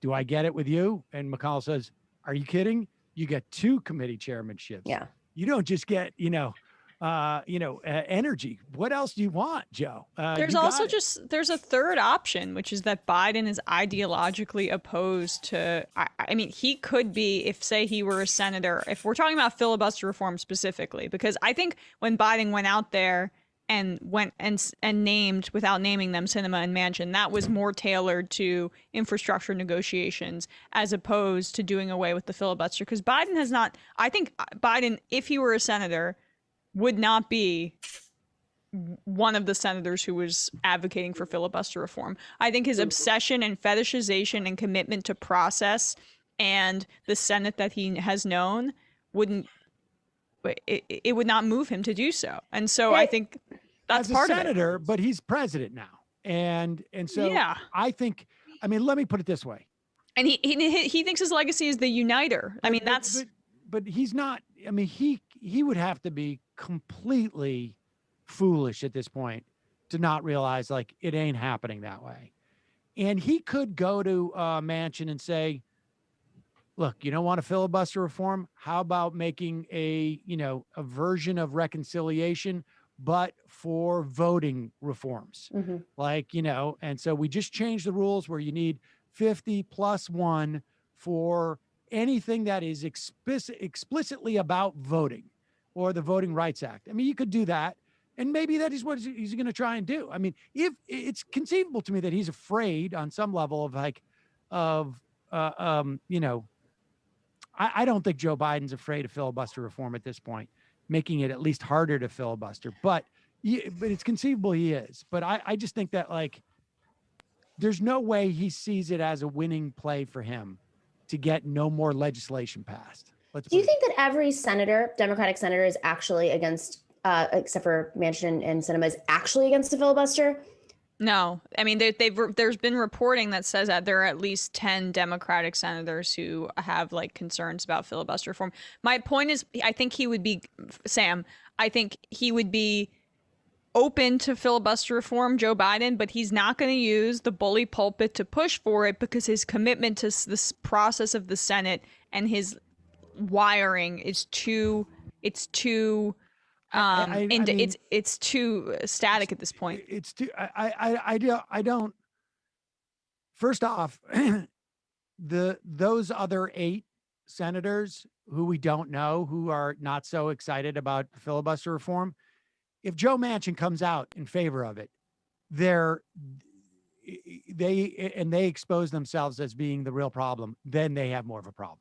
Yeah. Because if a guy who is in, a state where Joe Biden's at 25%, says I'm okay for some measure of filibuster reform, the guy who's in a state where Joe Biden's at 52% is going to have a real problem saying they're against it. Mark Warner. And right. But is it for the same reasons? Is it the conservative breakdown, or is it the in 2 years, if we lose the Senate, Republicans are going to use the filibuster against us reason? Oh, I mean, the filibuster, the lack of a filibuster, I mean, for what?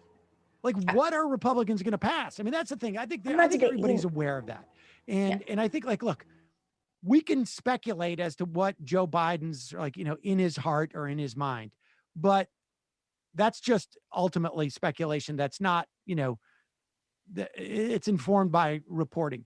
As president, he has a material interest in passing some legislation, in not being able to walk away with just 2 reconciliation bills. I mean, this is a guy who really thinks highly of himself. I think that's, self-evident. Or anybody who is president has, that sense. Like he wants his BFD. And I think that like there is no incentive for him to not complete the filibuster. I mean, to not want to reform the filibuster in some way to get some legislation passed. There's just no incentive for him to do that.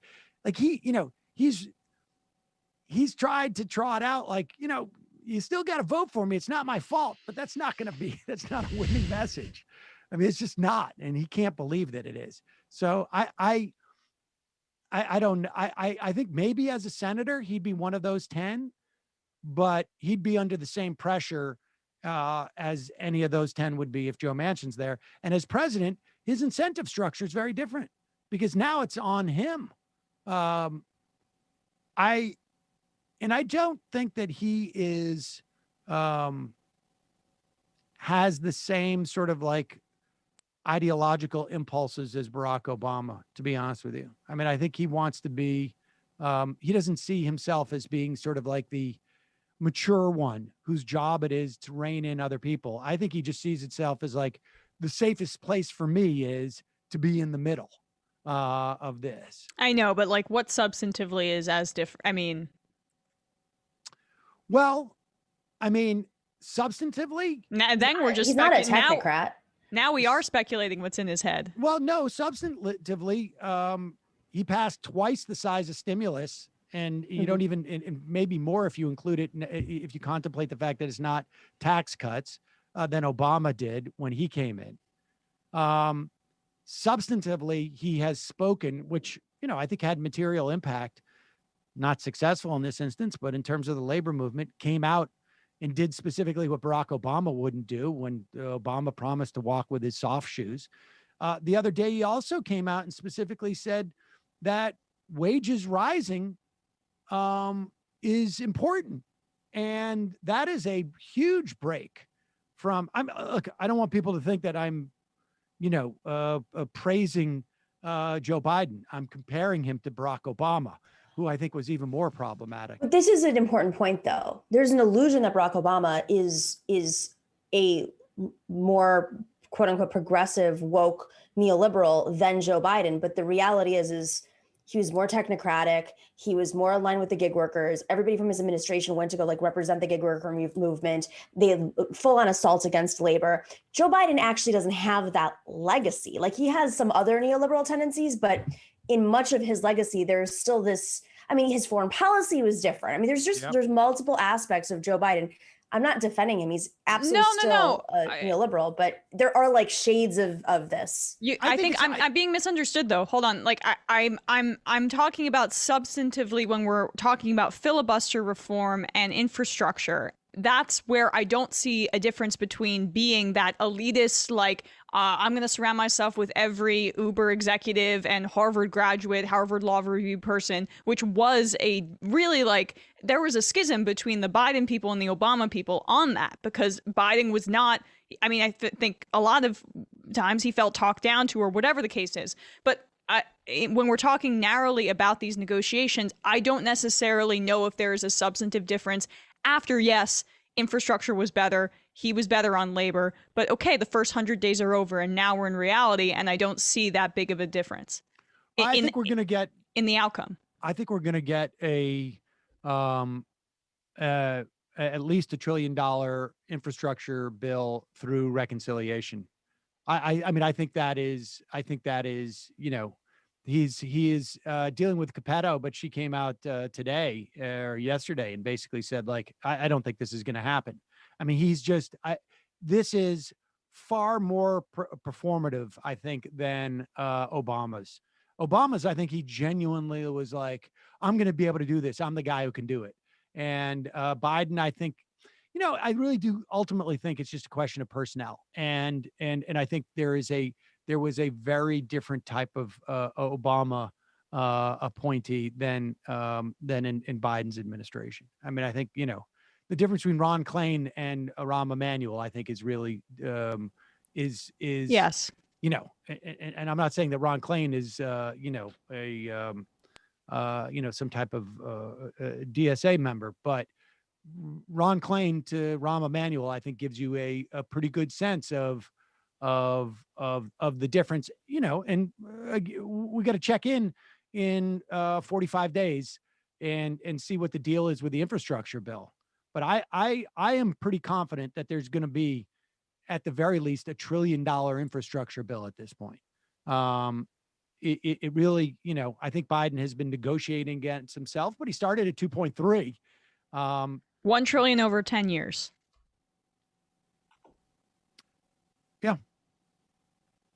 Don't worry, we'll just privatize the rest.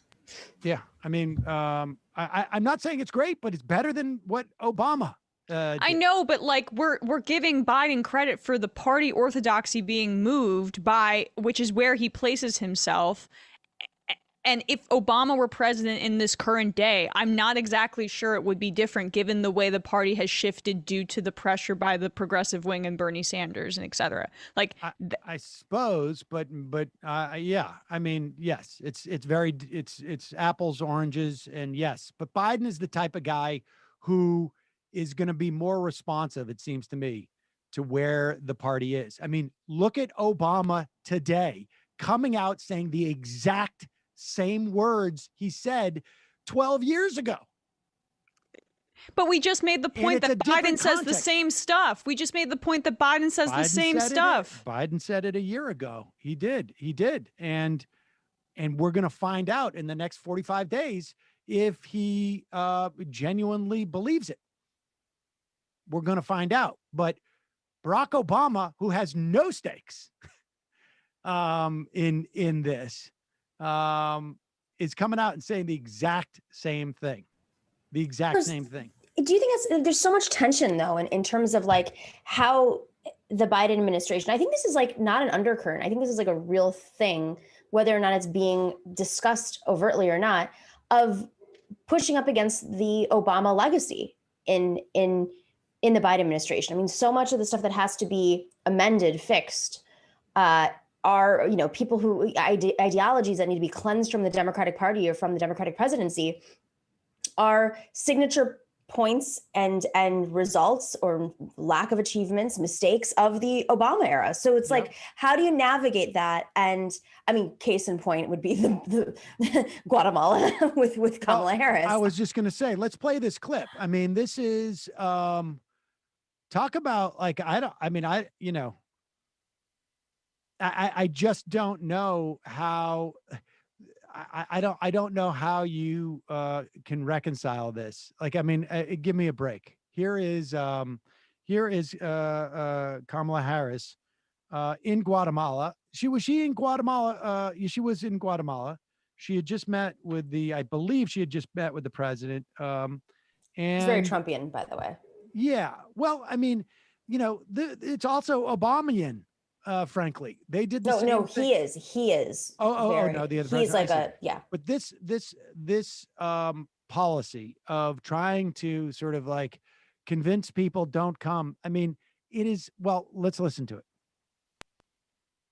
And I want to emphasize that the goal of our work is to help Guatemalans find hope at home. At the same time, I want to be clear to folks in this region who are thinking about making that dangerous trek to the United States-Mexico border. Do not come. Do not come. The United States will continue to enforce our laws and secure our border. There are legal methods by which migration can and should occur. But we, as one of our priorities, will discourage illegal migration. And I believe if you come to our border, you will be turned back. So let's discourage our friends, our neighbors, our family members from embarking on what is otherwise an extremely dangerous journey. where in large part the only people who benefit are coyotes? It's illegal to deny refugees coming to this country. I think that's the why she legal says, process "I is seeking believe." asylum. Yeah. This is a weird thing for her to say. I believe you will be sent back. Like, I can't tell if this is more for domestic consumption in this country than in Guatemala. 100%. Right? Like, they are so afraid of immigration as an issue that I get the sense that that it is like to prove their bona fides in this country, because I get the idea that they want to discourage people from coming, but you've just like, you know that that's not the case. Like, you're down there. The whole mission is to try and figure out how we can provide aid and stabilize these countries that we have historically destabilized so much. Yeah. And by every possible mechanism, some on purpose, some not on purpose. And she knows why people come up from Central America. It's not because the issue of what's happening at the border is secondary to what's happening where they live. And they head up there and they'll take the risk. They're not going to not go because she says that. It just is like, she must know that's completely ineffectual. They're doing it just for domestic consumption in this country. Well, Which is luckily, also Sam, messed up. luckily Fox News picked it up and gave her credit and said, thank you, Kamala Harris, for being so tough on immigration, because that's good. You know, if it's for a domestic audience, who is it for? Who is it for? It's for the right. It is for and the they don't right. care. They'll still say that she's soft on immigration anyway. And they'll blame them. And it muddies the waters here. It completely, it is, that's my point. It's why I think it's crappy politics.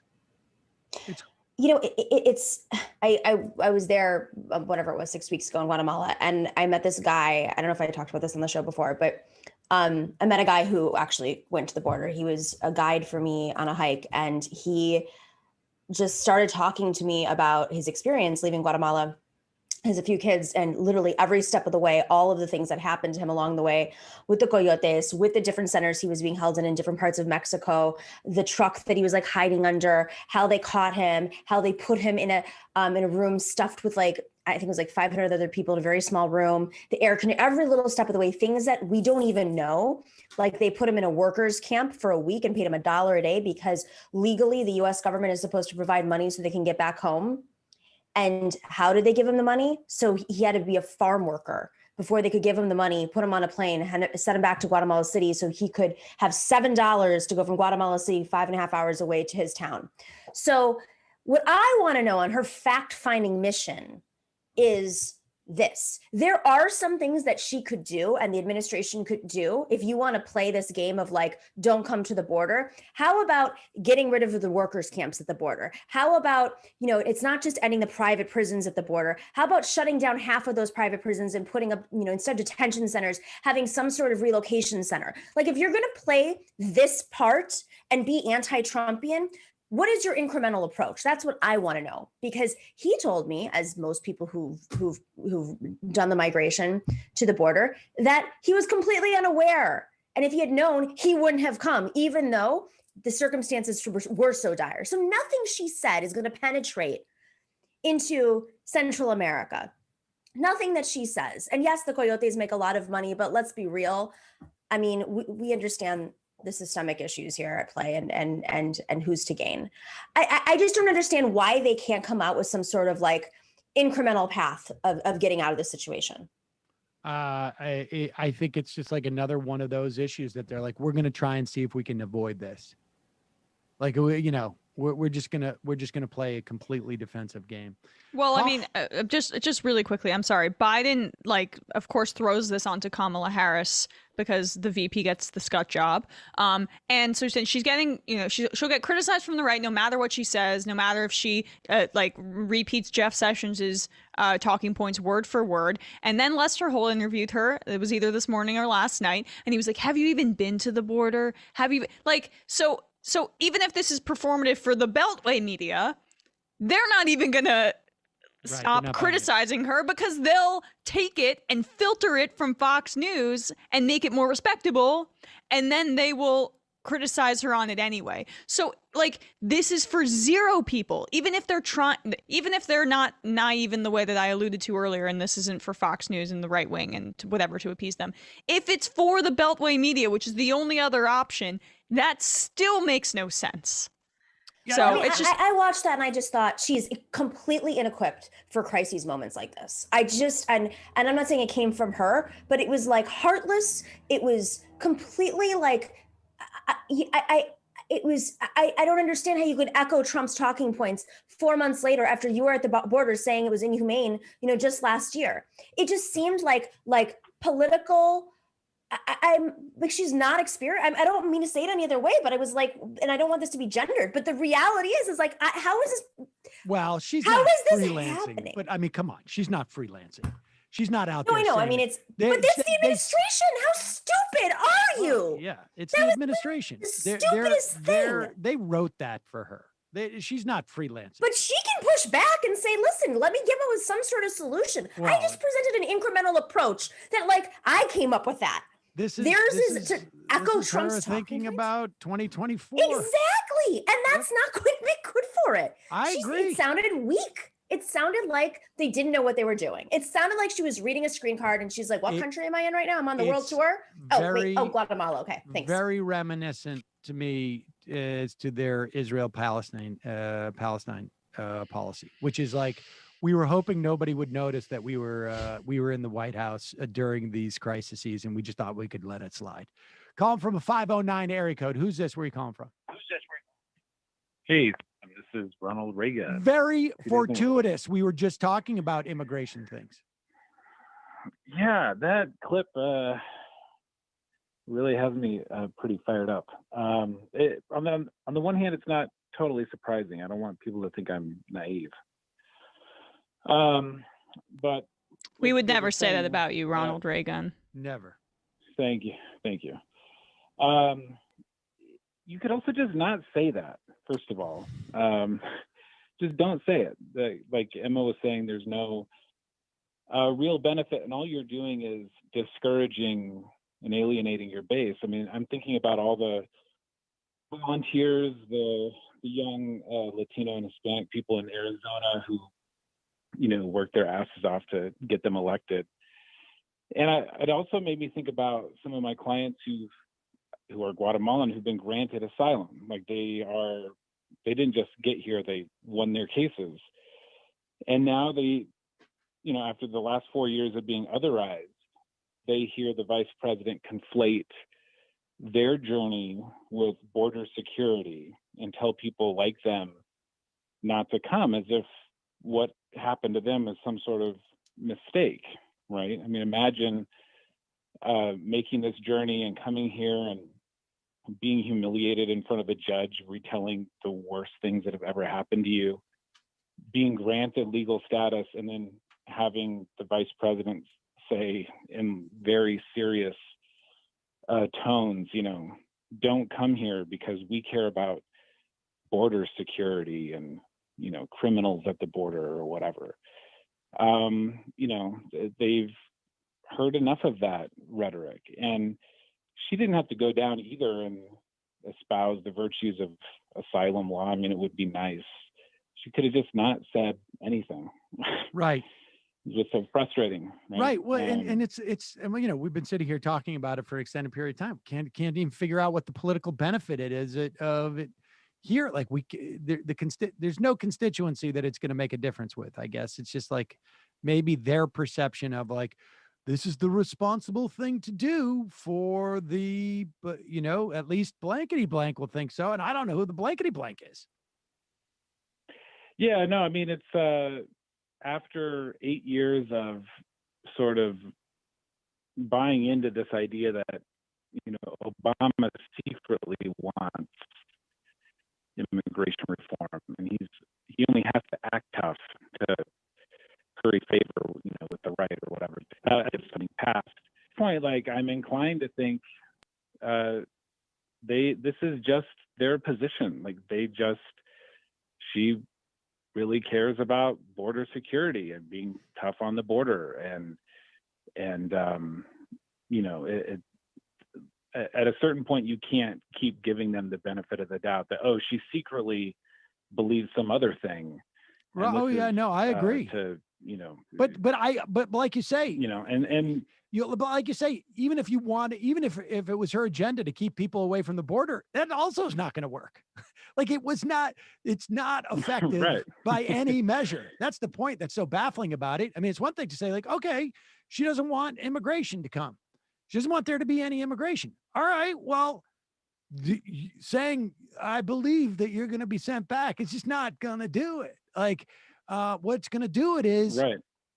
You know, put a couple of $1 billion into the country and start to create, you know, some, you know, figure out some programs that make it more palatable to live in that country. Right. Appreciate the when call. She says like, there's, well, okay. Thanks. No, go ahead. You can finish. Hung up on me. It's got real attitude, that one. You know, it's also, you know, this president is fascistic. I mean, there were so many opportunities where she could even just like railed against Trump and I mean, maybe even made subtle kind of digs at this president of Guatemala. I don't know. I felt like there was also opportunity for them to really differentiate themselves, even if she's going to go with the same path, the same strategy. She could have at least pointed the fingers at Trump and said, we're in the process of unraveling a ginormous mess. But in the meantime, we just urge you to stay if you can. And we understand it's hard. We feel your pain. It could have been the same exact message, but from an empathetic place. Yeah. Instead of being on stage with a dictator. Right. Right. Agree. Calling from a 778 area code. Who's this? Where are you calling from? Hey, everybody. This is Lance. I'm calling from Vancouver. You might know me from the Surfs. Hey, it's the Surfs guy. What's up, Hello, Lance? Lance. Yeah. Oh, it's great to hear all of you. I mean, you might also know me as the president and founder of the second largest Facebook unauthorized Sam Seder body pillow outlet, and we're quite proud of our growth over the last year or so. You guys have grown leaps and bounds, almost overtaking the first unofficial page of My Pillow. Yeah. We're getting there. We're getting there. We're also launching a new program where we're trying to get Sam Seder body pillows into inner city youth. You know, so if you want to donate a little bit, you can go to savealifewithsam.com, where we get the poorest people in the country a Sam Seder body pillow to help brighten their day. It's what is that again? Savealifewithsam.com. Yeah. Save a life with Sam. You too could make a difference. That's what we're all about. Weird. But anyways, that whole opening is probably going to seem morose compared to what I did want to call in and talk to you about. I heard someone called in the other day to talk to you about the residential school systems in Canada. And I was wondering if I could maybe clear the air on that scenario, because it's something that I've been reporting on quite a bit for the last little bit. Yeah, please do. Just reiterate to people what was discovered the other day, just to catch people up. So there was, yeah, totally. So there was a satellite imagery of one of the schools in Kamloops, British Columbia, that showed that there was about 215 dead children buried underneath the school. So Canada's residential school system, which was basically a project by both the Catholic Church and the federal government of Canada to, quote, remove the Indian from within to Indigenous children in this country, where they were literally taken from their parents' arms, snatched, and thrown into these schools where they were systemically beaten and raped and tortured. It's probably one of the, well, maybe the darkest part of the foundation of this country. So by finding those 215 kids buried underneath one of the schools, it effectively started this national campaign of outrage that luckily got worldwide attention, because that's one of 139 schools across the country. So, you know, there's 138 other schools, probably with hundreds and hundreds of children buried beneath them across Canada. What was the era? I know it spanned a long time, but what was the specific era in which these schools operated? From when to when, essentially? So the last one closed in 1996. Wow. 1996. And just for reference, the last time Canada won the Stanley Cup was in 1993. So we're even though we're kind of known for hockey, these things aren't like a dark part of Canadian past. This is incredibly recent. And when did they first start? Was it down. mid 20th century or earlier? Yeah.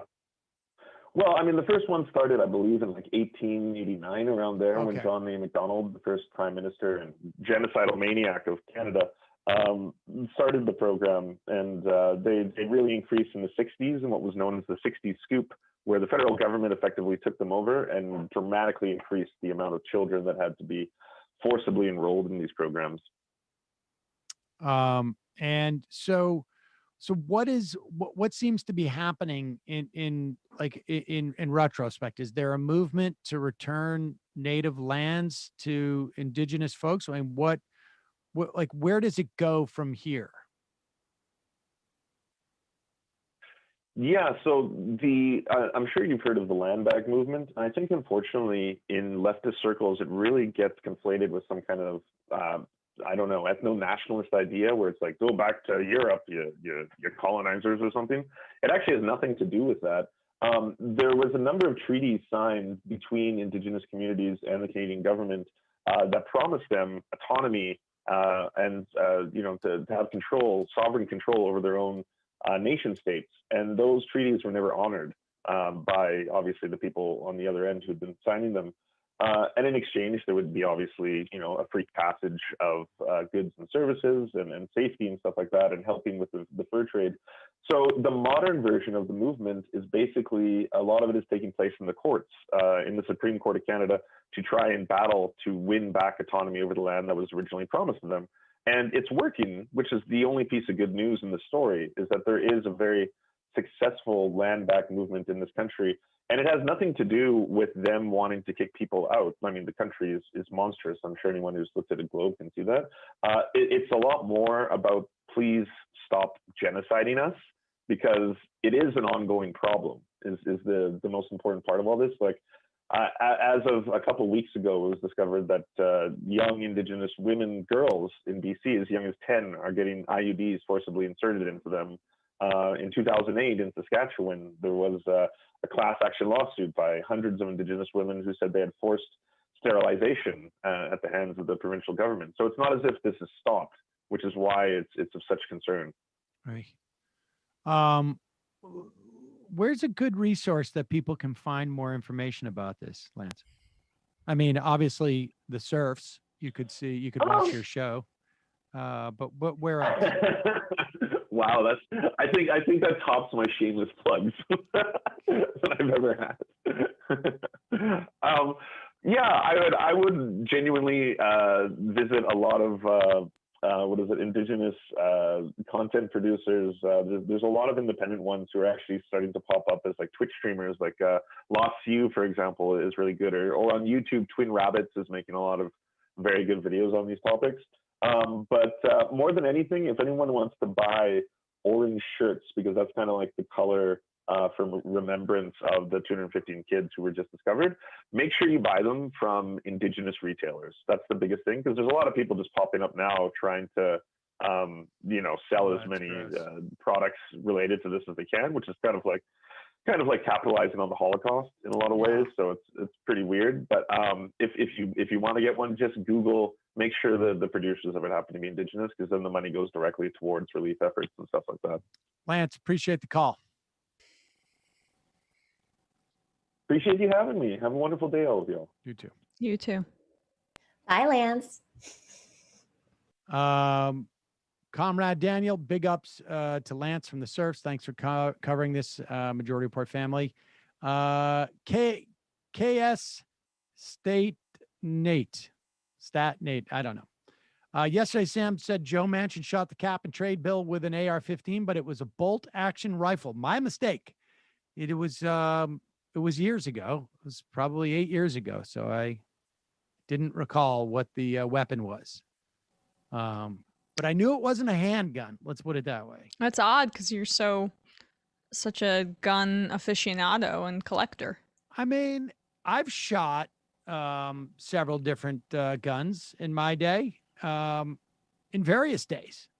I've But never shot a gun. I'd be curious to try it, but I don't know. The aesthetics of gun ownership changing is very interesting as well. Like, it was a lot more bolt action, like the hunter stuff, and then like basically since I think maybe the 90s, like all this weekend warrior soldier stuff that you get with pretending to be like a troop, basically. You mean since the NRA started pouring millions and millions and millions of dollars? It's hard to believe that like George Bush Sr. was had a stronger stance on guns until the NRA like swooped in. It's really even interesting to look at the evolution of the Republican Party with guns. Well, when Wayne LaPierre took over that organization, George W. Bush, H.W. Bush, denounced them. Denounced and quit the NRA. Yep.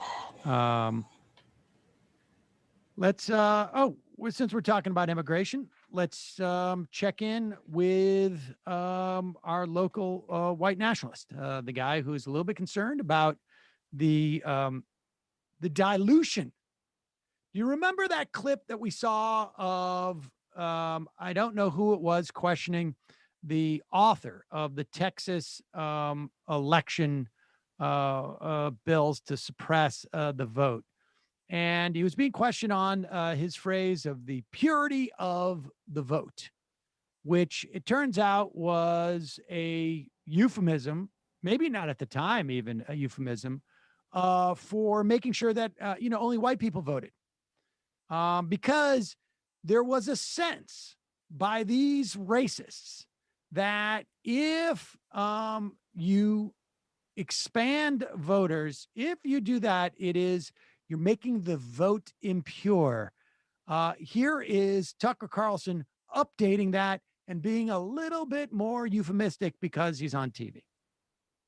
Joe Biden may have lost a step along the way, but his handlers work fast. Within hours of the inauguration in January, Biden's White House opened America's borders to the world, not simply to job seekers and gang members from Mexico and Central America, but to varieties of illegal migrants from all over the globe, from Africa and Asia, from the Middle East. Virtually anyone who could get to Mexico was and is admitted into the United States without a visa. In some cases, foreign nationals whose identities we cannot verify were flown to the interior of our country and permanently resettled without the permission of the people who already live there, Americans. How did migrants get from Congo to Lewiston, Maine? And why? Well, because Susan Rice and ideologues like her very much want to change Maine's demographics, as well as the population mix in every other state in the union. So the administration is working to do that by fiat, without a vote in Congress, without public consent of any kind.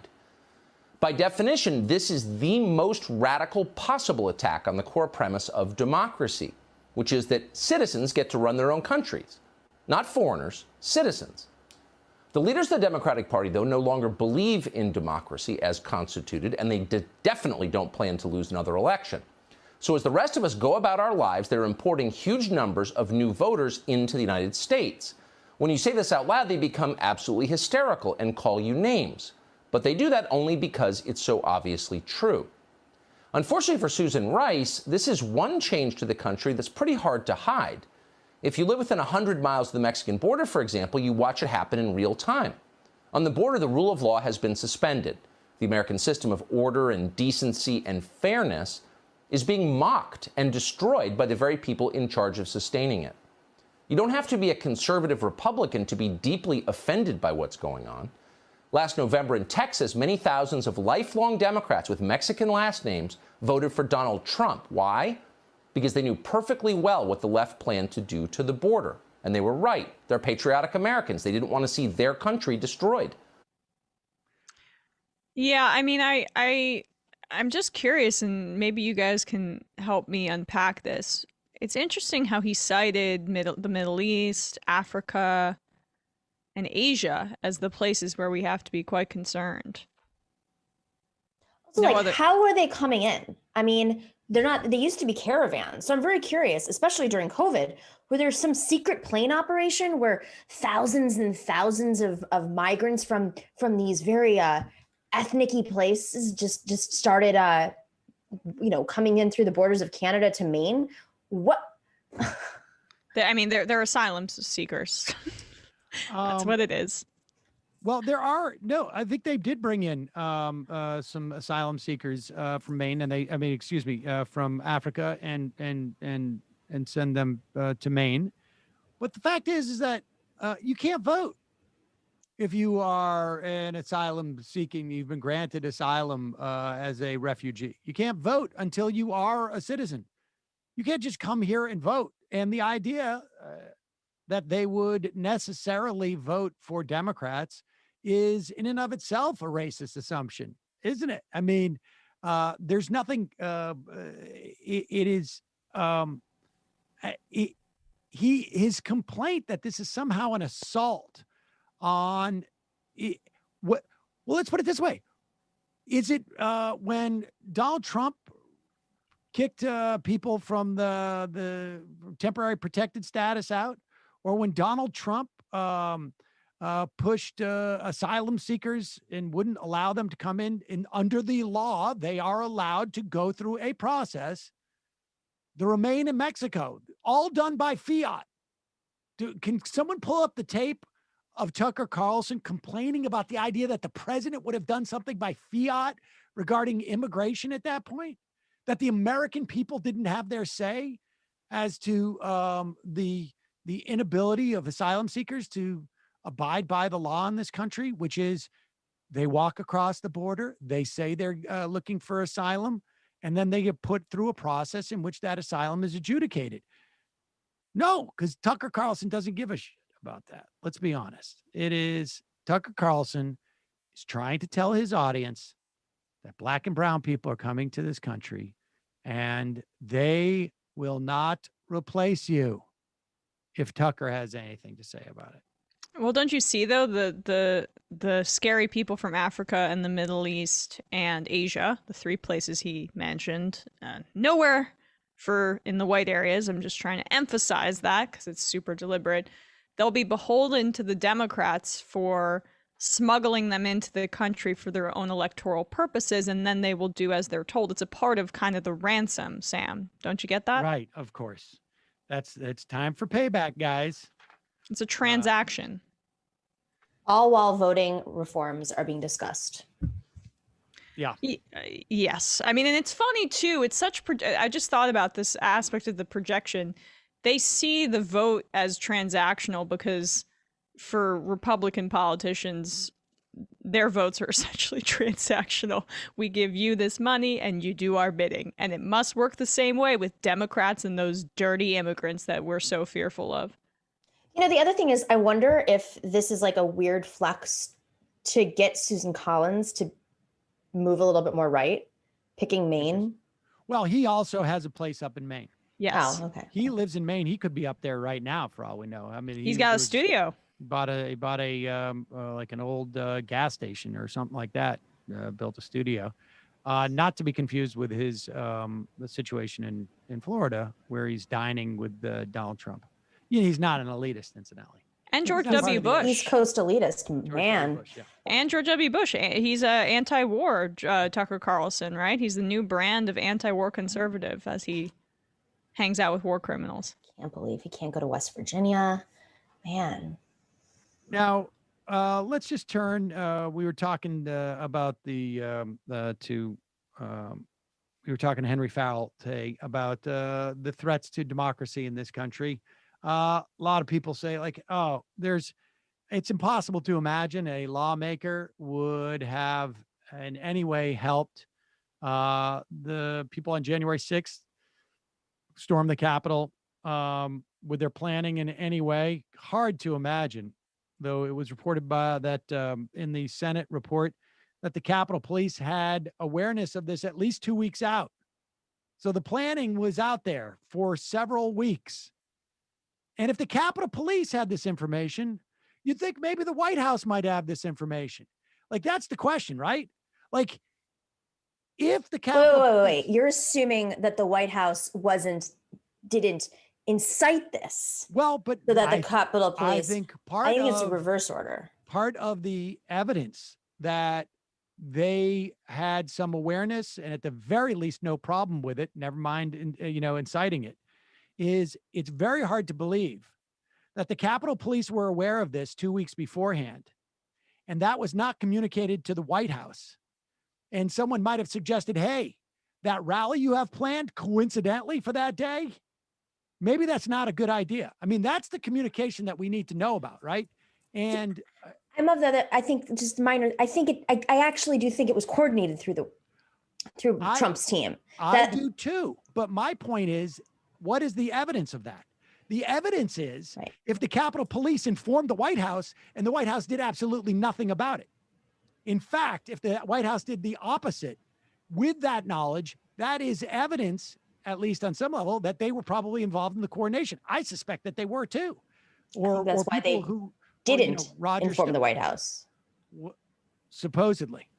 It's hard to believe that the White House was not informed, that the Capitol Police is aware of a possible insurrection, armed insurrection, and nobody said anything to the president, whose plan was to have a rally out in front there. That's hard to believe. But if you think it's also impossible to imagine a lawmaker being in some way in coordination with something like that, I give you Oregon State Representative Mike Nearman, who apparently helped in the Oregon State House breach. Here is a report. This is from, oh, no, I don't want to play this one. Not this clip. Let's play the one that I put in from the TV station. We don't have that one? I was in the Slack. I'll pull it up. This is because apparently the TV station not only has the camera footage of him opening the door, but has seen the video. And I don't want to play it because I think those folks have some property ownership of it. Shocking video. The video of the lawmaker saying to a meeting, we're doing this operation. And remember, I'm going to deny it. Here it is. Video appears to show Oregon Representative Mike Nearman planning the breach at the state capitol. On December 21st, Nearman was seen on security cameras letting protesters inside the building. According to OPB, the video posted to YouTube shows Nearman explaining Operation Hall Pass. He's seen coaching a group of citizens on how to text him so they could get inside. Now, we do not have permission to show this new video. We have reached out to the owners, but we haven't heard back yet. Instead, we want to show you a couple of quotes. In the video, Nearman says, quote, "We're talking about setting up Operation Hall Pass, which I don't know anything about. And if you accuse me of knowing something about it, I'll deny it." Nearman goes on to say, if you say at the west entrance during the session and text to that number there, that somebody might exit that door while you're standing there. I don't know anything about that. Nearman was arraigned in court last month. He's been charged with misconduct and criminal trespass. Nearman has not entered a plea. His next court appearance is scheduled for later this month. I love that. I love how he's talking like he's in Goodfellas or something, but I don't know anything about that, man. You know. Can I just say his name is Mike Nearman? It should be Mike Inside Man. Yeah. The hilarious part is, does this moron not realize like he's on video? Like Mr. Goodfellas here. I'm going to deny everything, and nobody hopefully will ever see this video. But I don't know anything about that. But I'm going to put it in writing. I'm going to put in writing that I'm going to deny it. That is my strategy. I think that was a transcript of what he said, right? That was a transcript of what he said. That was a transcript. He said it on video. I mean, we could play a second of the video. They couldn't show the second video for some reason, the local news station, but that's like a transcript of his words that he was saying to the Trump supporters that stormed the Oregon State House. The state of our political system in America, guys. This is it. Yep. There you go. Dangerous times. He thinks he's such a bad mofo too, right? Like he just really thinks that he's like some sort of deal maker behind the scenes. I didn't mean to step on your next clip, Sam. No, absolutely. That is, I love the guy thinking that he's like, He's Mission Impossible. I wish I had that on my thing. I'm going to deny that we ever had this conversation that I'm videotaping. Let's follow up. We could just keep track of this because this whole critical race theory thing is going to be interesting to see the way that this migrates. Critical race theory started in law schools. It came out of the critical legal studies, which is essentially looking at the implications, not the intent of laws, but the broader implications for society in the way that laws interact with society. Critical race theory is to look at laws and see how they in practice function, and if they function in a racist manner. You sound like a cultural Marxist. Well, for instance, when we had Dorothy Brown on, she explained to us why there was a lot of racism embedded in the tax code. It wasn't because white people who wrote the taxes were racist. They may have been, but they probably didn't even really think about the racial impact of this. But they only listened to white people when they were basically drawing up the tax code. And because white people are situated in society in a different manner than black people, because there has been systemic racism in this country that has made them less wealthy, the tax code was developed in such a way that helped white people and disadvantaged black people. That's just an example of how one might apply critical race theory. But here is Sean Duffy on the 5 to tell you that it's something very different. I want to make a couple of points. So the name of the speech at Yale was The Psychopathic Problem of the White Mind. Right. Can you imagine putting any other race in there? Right. Insane. So what concerns me is you have all these little kids across America who are being taught that they're white supremacists because they're white, or they're racist because they're white. I mean, how destructive is that for little children? Number one. But what concerns me more is the Democrat Party is pushing this ideology, and they have a long history as racist, segregationists. They supported Jim Crow, and they're doing the same thing here, just in a different way. Now they've switched from black, and now they've gone to white. But this is the MO of Democrats: racism, segregation, separation on race, and it will destroy our country. Yeah, it comes down to identity politics, which is now manifesting itself in a worse ideology, which is critical race theory. Oh, it's even worse. It's not just like the same thing that you guys are completely repackaging and rebranding for your new aggrievement tour. It's actually, it's like, you know, it's the big bad, it's the big boss, critical race theory. And then in 5 years, it'll be something new. These are the same people who always, I mean, I love this part, is that they'll always have a black person on, Republican, to discuss this, how it's so racist. So the people who don't like identity politics are also using identity to make their points. They're the ones who start these, you know, Katie is part of the Independent Women's Forum. Oh, let's talk about identity politics. Oh, it works one way, but not the other. I understand. Okay, got it. Well, I mean, this is a prime example of the idea that you could correct a policy or a legal structure that is racist in practice. Let's put aside any intent that anybody had. And you could, plenty of people who don't perceive themselves as racist. You can believe that everyone is to some extent racist, regardless of how conscious they are of it or how much it manifests itself. It doesn't matter. That disposition of that person has nothing to do with the assessment and the analysis of the structures and the laws and how they impact in a disparate fashion people of different races.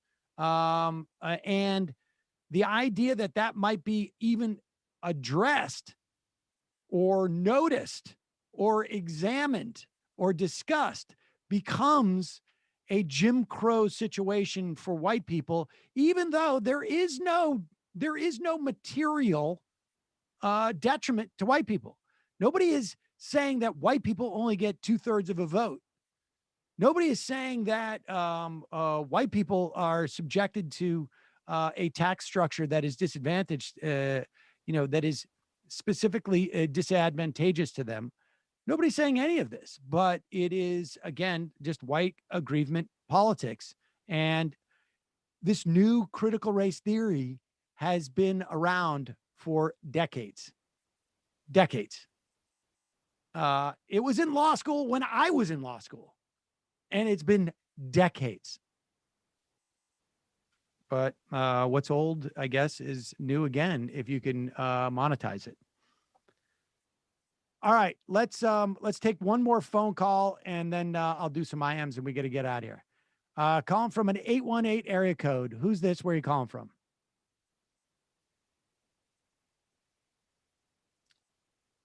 (818) area code. Who's this? Where are you calling from? 818. Can you hear me, Sam? Yes. Who's it? Is this Dave? Hello? Okay. Yeah, this is Dave from Jamaica. Can you still hear me? Yes. Yes. Dave from Jamaica. We hear you loud and clear. What's happening? All right. I was going to call in because I think I need a bit of clarification on what your guest was talking about, in case I misinterpreted it. He was saying that there should be policies that would weaken either party's ability to push through legislation or policies, or did I misunderstand that? No, I think you did misunderstand that. I think he was saying that what needs to happen is from a legislative standpoint, he wants the For the People bill to pass. I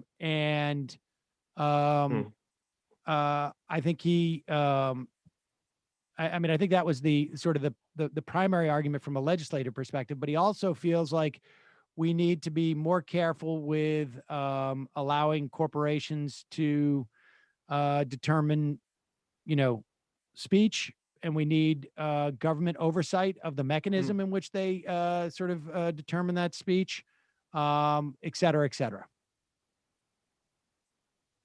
Okay, then I'm sorry about that. That's my misunderstanding. Well, to slightly switch the topics, like you were talking about Biden's when he kind of half-heartedly called out Manchin and Sinema. From my reading of that situation, it seems more of a case of Biden trying to cover his ass, in the sense that he doesn't want the blame for when the policy fails first. That's what my read of it. I don't think there's any quote-unquote grand strategy. I think it's more a case of incompetence because of their ideology. You may be right. Well, the feeble will break ideology. You may be right. I mean, you may be right about that. I just think that, like, you got to be pretty dim to think that, like, you're going to start the "Don't Blame Me" tour right now, and that's going to work. That's the only reason why I think that, like, if he's that dim, we're in big trouble. That's the thing I've been getting from it. This is not like out of a vacuum, because like you saw it with Obama over the years and so on. I do really think it's an ideological thing where they really believe, like, if they keep doing the same stuff, eventually the right wingers are just going to play along. I really do think it is a case of delusion in that case, because they keep saying the same stuff over and over again. You might be right, Dave. I appreciate the call. I think it was, if I'm not mistaken, William James who said that was the definition of insanity. Appreciate the call. Was it William James? Matt, who was that? I've heard Einstein, but I don't know who actually said it. That sounds like one of those, like, is attributed to a lot of people. Mark Twain. Yeah. Mark Twain. Jesus. Abraham Lincoln. All right, well, let's take some IMs, and then we got to get going. We got some clips that we didn't get to today, but we'll have to do that. We'll have to get to those tomorrow. Where were we? T. Jash. Hi, Sam. Big fan, but I haven't seen you cover the Native American protest that needs coverage. As many eyeballs as you can gather against the pipeline. We did, in fact, talk about that. Militant apathy. If they reinstate Section 5 or pass the John Lewis Act, would it be retroactive for all the suppression laws passed already? That's a good question. I suspect that's a good question. I suspect the Civil Rights Division of the DOJ might look at it at that point. That's a good question. And is that why they're going so hard with aggressively in these state legislatures right now? Maybe. I don't know. That's a good question. I gotta check on that. Comrade Daniel, rest in peace to the victims of senseless hate crime yesterday in London, Ontario. Racism alive and well in Canada. Yes. Judy Giuliani, Emma's Trump is top notch. Chairman Meow, Sam, the heat index in Boston is currently 103 degrees Fahrenheit. Help us. Oh, dude, that seems like it's hot. Jamal Broman's brother, have to disagree with progressive on Manchin. He is awful, but no other Dem can win in West Virginia. And please don't try and sell me on Ojeda. No, I mean, I agree with you. I just think like we have to win more Senate seats. That's the issue. Yeah, I mean, yeah. It's to start to run out of opportunities. Maine, I mean, the problem is you're going to get, Maine. I think you can get someone who would be, somewhere in the neighborhood of Angus King, but we'll see. Rockin' Hannah Manic.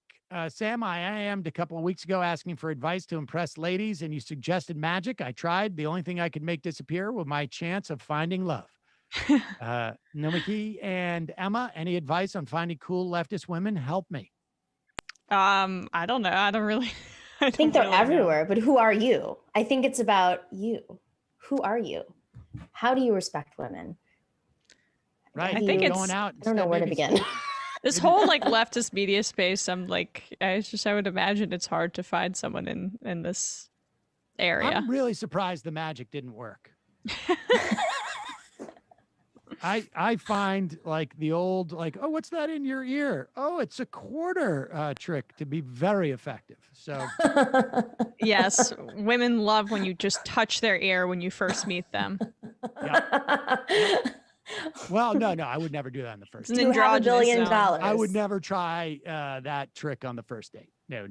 Oh, gotta wait. Ryan Cole on yesterday's show, the clip of Tucker contending that the homeless crisis is only made up of mentally ill and drug addicts. Tucker was only stating half of his beliefs, left unsaid the eugenics half, that all these people are parasites that need to be eliminated. Yep.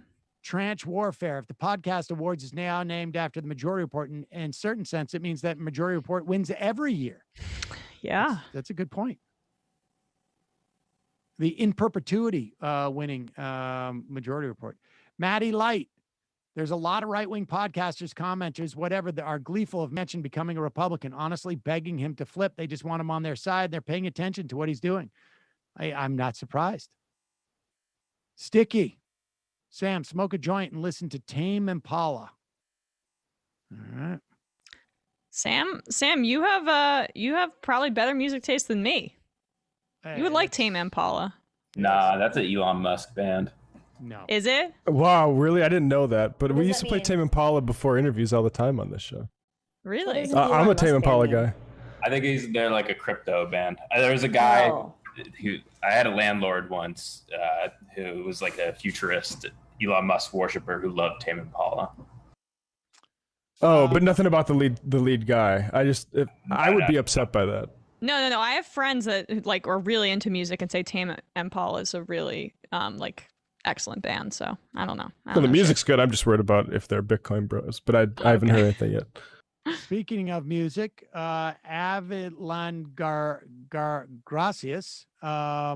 Sam, Luna is playing in Brooklyn November 13th. Think I heard you listen to them before. I'll take a shirt. I did. I'm a big fan of Luna.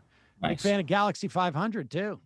They're not there anymore. But yeah, I used to know somebody who played in Luna way back when. All right. Two more. Rob from Dedham. Best way to meet lefty women, spit out your steak at dinner. Fair enough.